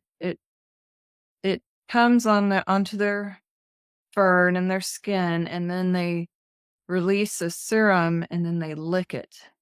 They groom each other. One of the things they're Okay. doing is they're getting vitamin D. Is that so? Yeah, and dogs will lick, and cats will lick, and get the vitamin D that they produced.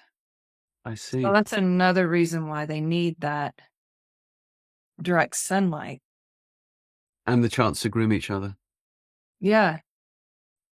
Yep. even when they pull each other's manes out. Really annoying. Yeah. It's like, guys, why do you have to do that? Yeah. Mutual grooming that's one thing that is not very well known, is that's one way they get their vitamin D. Is that so? Okay. And what's really interesting, both those horses really go for the mutual grooming. And Yeah. I And always that's encourage interesting. it. I never discourage it. Yeah. Yeah. Yeah. They're probably lacking. And that's the thing, is the quantum health is studied in the human world. It's not part of centralized mainstream medicine. Like if you Mhm. go to your primary care physician and you complain about being electrosensitive because you're suffering from a mitochondrial dysfunction, I don't think they'll know what to do with that. No, it's so interesting, isn't it? That yeah, there's a big disconnect between, say, the Mitochondrial Institute at University of California, which is huge, which is one of the first things to get behind us, and an average internal medicine doctor who you would think would be exposed to all that knowledge and not at all, like not neuroscience either. Yeah. It's not like they get, like, even eye doctors. And I follow a woman who's a quantum eye doctor, and it's not like doctors get a text message every time there's a new study that comes out. It has to be, and they're all overworked Right. anyway, They have to you know. be nerds that want to nerd out on that stuff. Yeah, or yeah, they have to really, and the same with our animals. There's really not much there. I think there's a woman in the UK. I can't remember her name right now, but she's starting to incorporate more quantum health and large animals. And Well, that was my next question, is where are the quantum vets? And I'm going to hop on Google in a minute. I also Googled while you were talking about photon loss. bioscience. Yeah, I was like, losing the light when you're sick. It's like, is that a thing? And I looked it up just now, listeners. It's totally a thing. I found just a bazillion articles from various medical journals. And again, Johns Hopkins popped up, and it just boom, boom, boom, boom, boom, boom, boom. So these things are being well studied. These are not just fringe issues. However, let's talk about something which sounds like a fringe issue. We're approaching the 2 hour mark. There's going to be more I'm going to want to ask, but I think we will have to come back again, just because our brains will be a bit blown. You mentioned earlier something about trying to ground, maybe using a grounding sheet to help mitigate some of the negative effects of being bombarded by too much of these other electromagnetic fields, but that some of them can malfunction and actually make you charge something called dirty electricity. What's Mhm. dirty electricity when it's at home?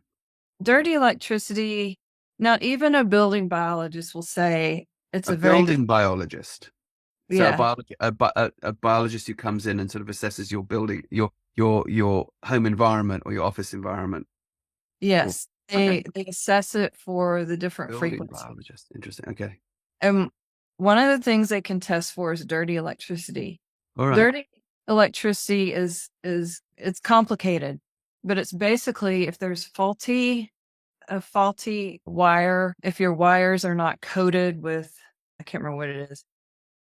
Anything that's got a dual motor, like an air conditioning or a pool pump or refrigerator, these things can emit dirty electricity.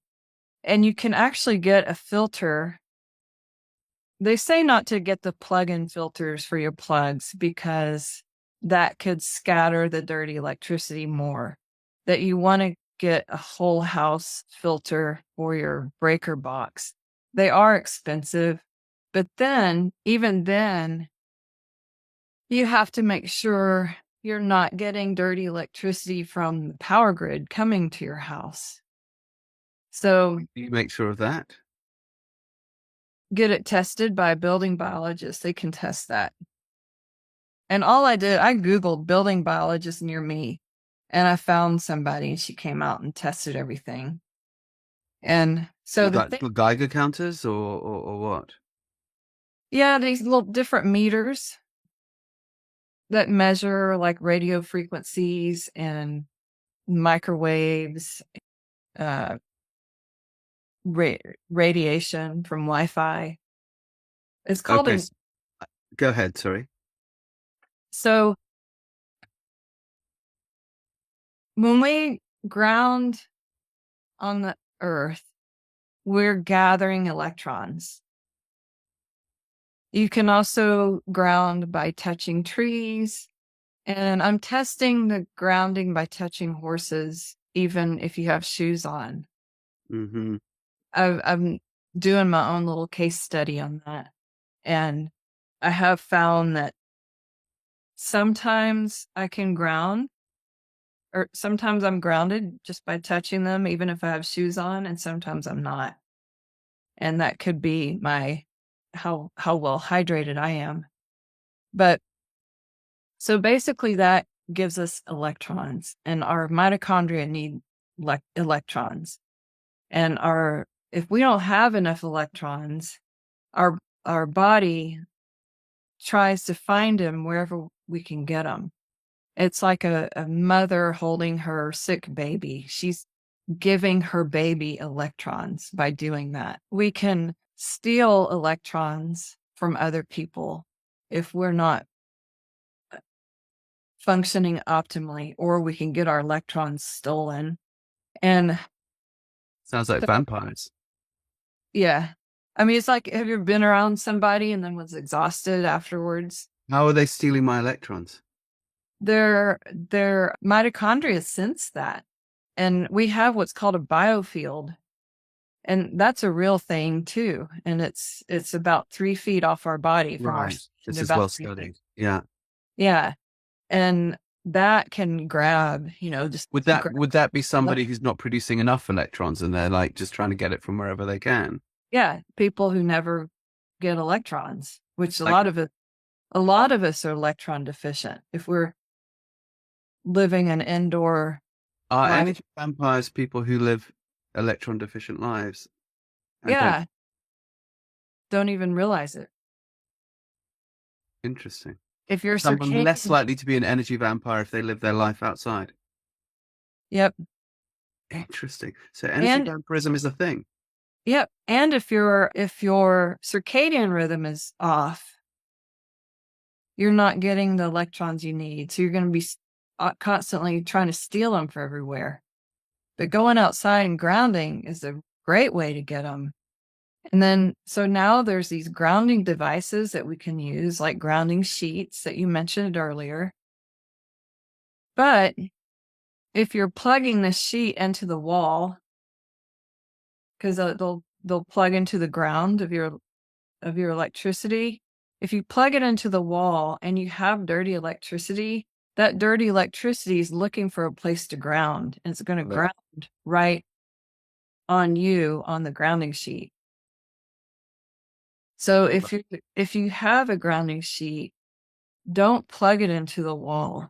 Get one of those little stakes you can plug into the earth outside, and a little cord you can run through your window, and make sure you don't have any cables buried around where you put the stake, because the same thing can happen. So the best place would be by a tree, if you have that. Okay, I'm just checking again for listeners. The woo-woo factor. Is dirty electricity real? Turns out it is. I'm looking at an article in Nature, which is obviously one of the big scientific journals. It says the term dirty electricity refers to the electromagnetic energy flowing along a conductor that deviates from a pure 50 to 60 hertz sine wave. What we think of as that woo wave that goes like that. Not woo-woo, but I made that noise to denote that my finger making this nice harmonious wave, and has both harmonic and transient properties. Okay, so basically power surges, erratic spikes in energy, stuff that isn't working properly. As you said, perhaps sometimes with microwaves and things, although I do use microwaves a lot. Hey, that's very convenient. I do too. I use a microwave and I just don't stand by it. Right. We tend to stand in front and watch the seconds count down. So I purposefully like move away and go do something else, because standing in front of them, you're just getting that. Yeah, getting cooked. Yeah. You know, my way of grounding, what I do, of course, is I spend as much time outside as I can with my feet on the ground. Or sometimes, if the weather is conducive, my whole body, I will starfish on any given piece of grass I can find. And I'll do it in winter on a ground sheet. And I do that with the kids that come to us from some of the schools that send, because it's like, they're getting no chance. And the other thing which I'll do a lot is take my shoes off, even in winter. And I'll say, let's get muddy. It's okay. We won't die, because we're also going to dry our feet off soon and put nice woolly socks on again. But why don't we? And it's so interesting how this seems to bring instant joy.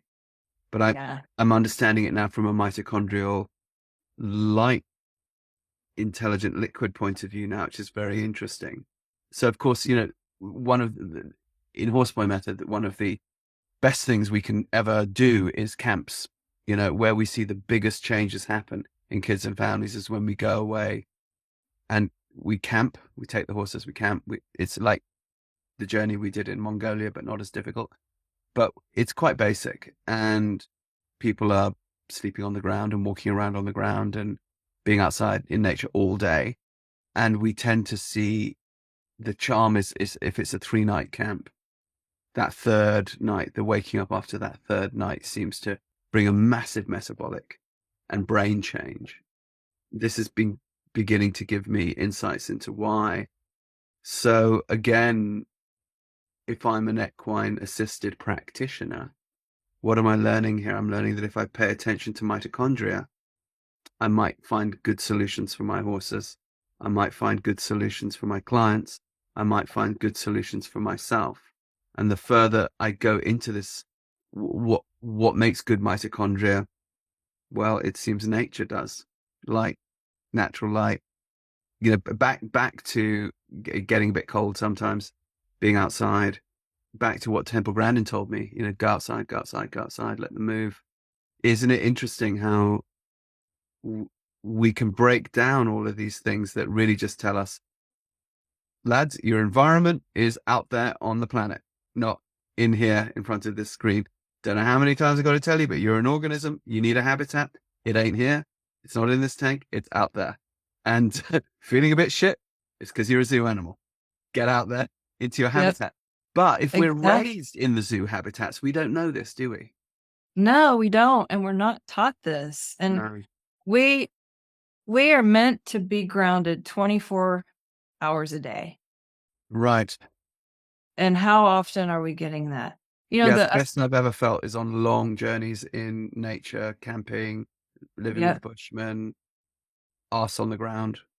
Yeah. I used to go on wild camping trips, and looking back, I always remember it was really hard to integrate back into the society. Yeah. And the other thing that grounding does, I didn't mention, is our blood cells. Our blood cells travel, through our body in a vortex shape, and the cells actually have that negative charge. So that means they push against each other. And if we don't get grounding, we don't get that charge. the blood cells start to clump together, and they actually call it stacking. So the cells start to stack.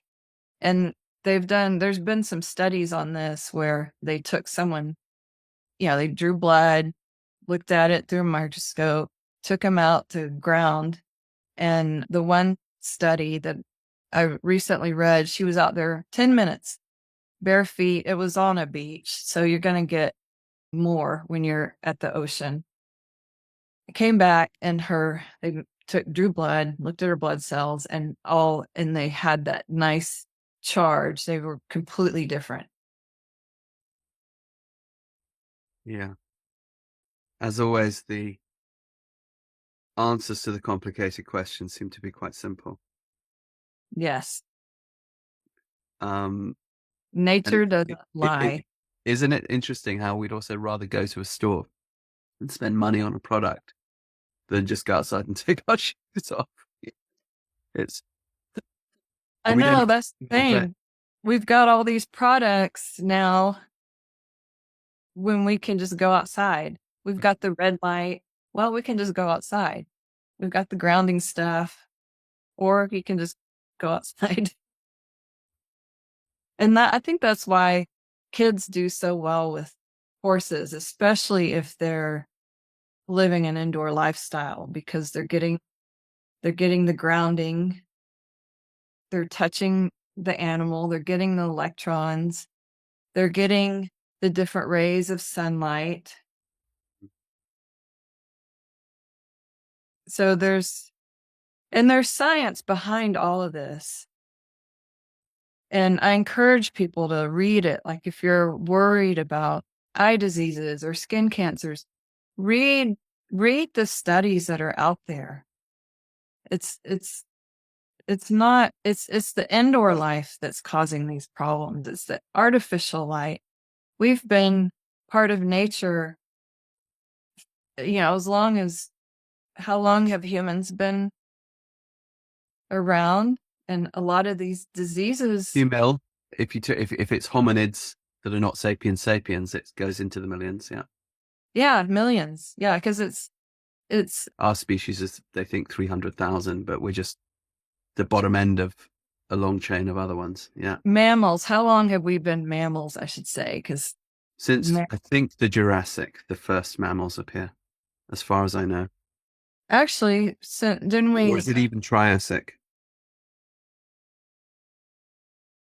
So as long as there's been mammals, we've had mitochondria. Okay. And our mitochondria is designed to 225 million years. And it is the late Triassic, even before the Jurassic. Wow. Yeah, and I've actually like things.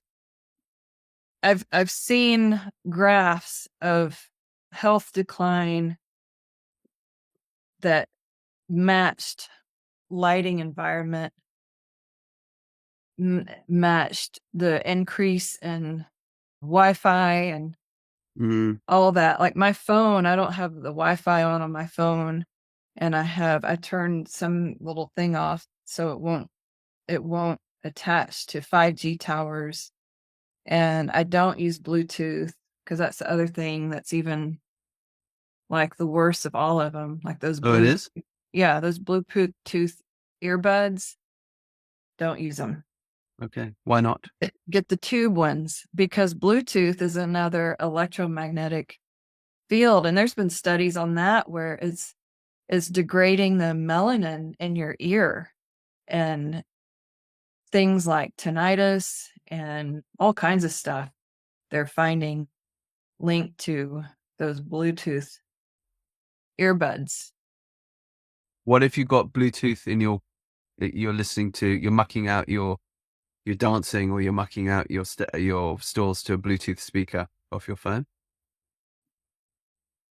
I would hardwire it. I know I'm taking all the fun away, especially if you like tech gadgets. How would you hardwire it? You'd plug a speaker into the phone. Yeah, you can do like an auxiliary. Mm-hmm.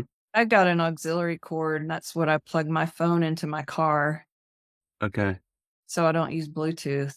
And that made a big difference in how I felt, because I drive a lot. Interesting. And I always crack a window to let the light come in. Because that's the other thing we didn't talk about is windows Okay. in a because they're energy efficient, they're blocking out all the red light. But if you just crack it a little bit, it's like, imagine the light is an ocean outside, and you crack a little bit, that water's going to come in and fill the room. That's what the outdoor light will do. Okay. So So you need ventilation, not just for oxygen. You need it for light. yeah. Okay. And there's a company, I think it's called Tech Wellness.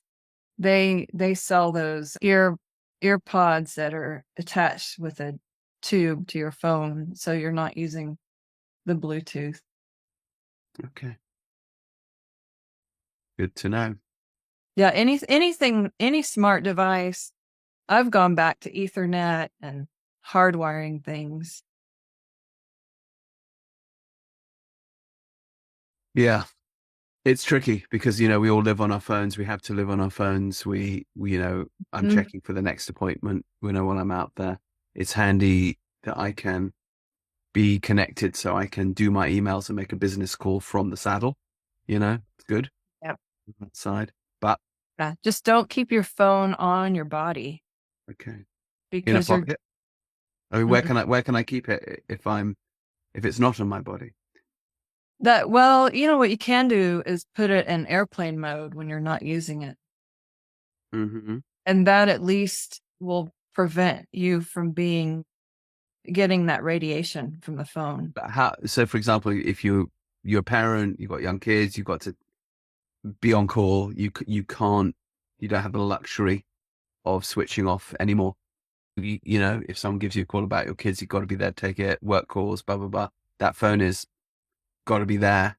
You're moving around. Where can you have it that, You can buy these pockets that you can put your phone in that shield.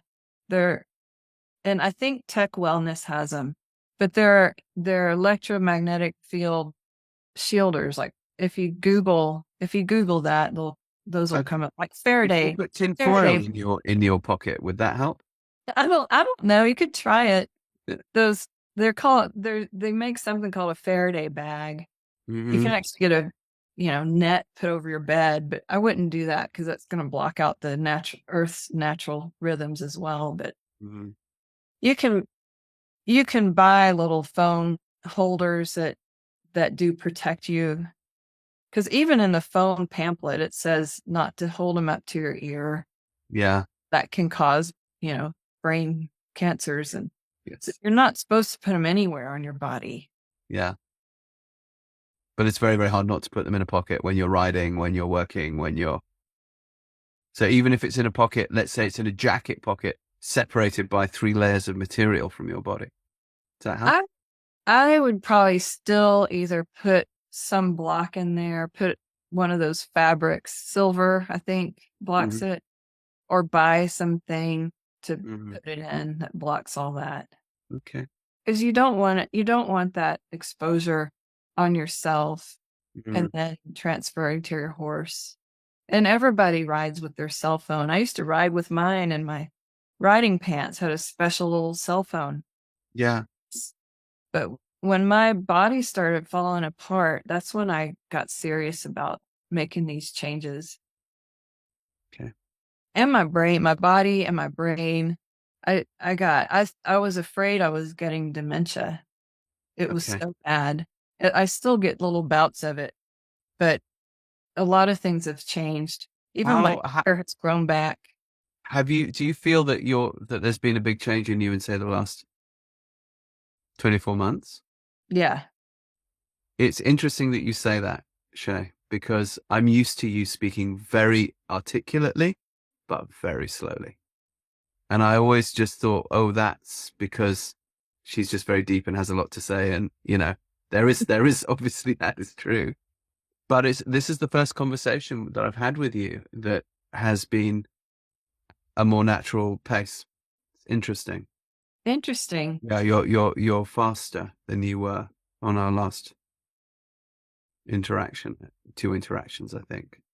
Yeah. I mean, I get shy and get a little, Now I'm going to make you close up because I said that. I know. I seriously thought I was developing, and I probably was getting some dementia, and it coincided with a few things that brought me inside more. I was on the computer more. Mhm. We had the stronger Wi-Fi. My circadian rhythm was messed up. Mhm. But even my hair, I was losing a lot of hair, and it's grown back. Interesting. Yeah, and they say that's one of the first signs of improvement in your health is when your hair starts to grow back. Mitochondrial Mm-hmm. joy expressing itself through the hair. Yep. All right. Well, I think let's wrap it up here for now. I think that we've definitely drawn people's attention to the importance of mitochondria for humans and horses. We've drawn people's attention to why natural environments, as much as possible, including lighting and so on, are helpful in this. We've gone a little bit down the rabbit hole of the difficulties of our modern age with 5G electronic devices everywhere, but things that we can do to mitigate this, and also the types of lighting and so on. I really would encourage listeners, go check out Shea Stewart. We have all of her websites in at, on the written bit. But Shea, could you also just, for those readers who like to hear it, can you just tell us how they can get in touch with you and how they can consult with you? Probably through my website, which is equinebalance.net, and or probably through there. I have a Facebook page, Equine Balance. Okay, Equine Balance, equinebalance.net, or the Facebook page, Equine Balance. There's good shit on that Facebook page. I've read some amazing things. What I didn't get to this time was something in your last post, which is, do humans actually photosynthesize? Because Oh, yeah. Yep. so just quickly, it sounds rather like we do with this light thing. As the closing thought, how do humans photosynthesize? Well, we take light and turn that light into energy. Mm, So yeah. that's how humans photosynthesize. It's not something you think about us doing, is it? No, When you say you're vegetating, it's like, yes, I'm busy photosynthesizing over here, actually. yeah. And some of it is through the melanin in our skin absorbs frequencies of light and then liberates that into electrons. And that's photosynthesis. Brilliant. It's a shame that we're not producing oxygen as we do it. Wouldn't that be nice for the planet? Or are we? We are. Our mitochondria does. Our mitochondria does a lot. They're very. Are we shoving that oxygen back out into the world like a tree does? Not. No. Sadly. No. Sadly for the trees. No, but no, not for the trees, because we're giving them carbon dioxide. They love that. And they need that. They do. Yeah, they need that. I hope they're grateful.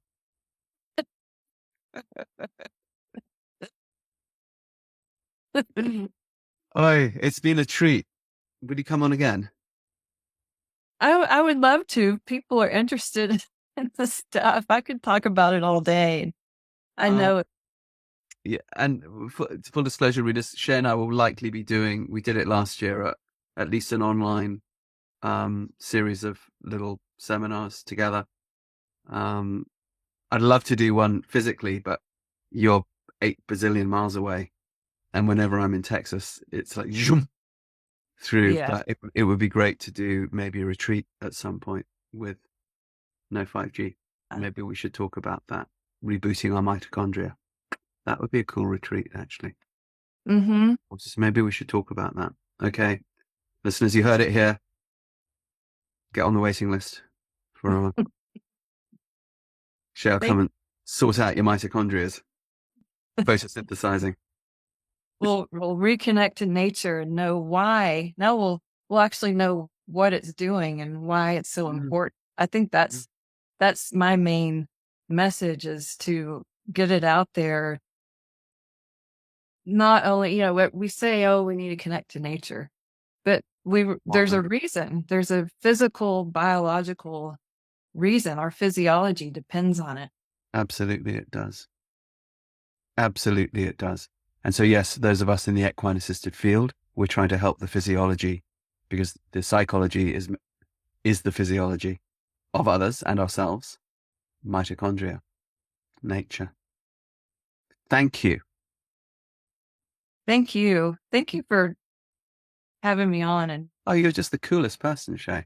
I always find out like 27 things I didn't know in like a given minute with you. It's extraordinary.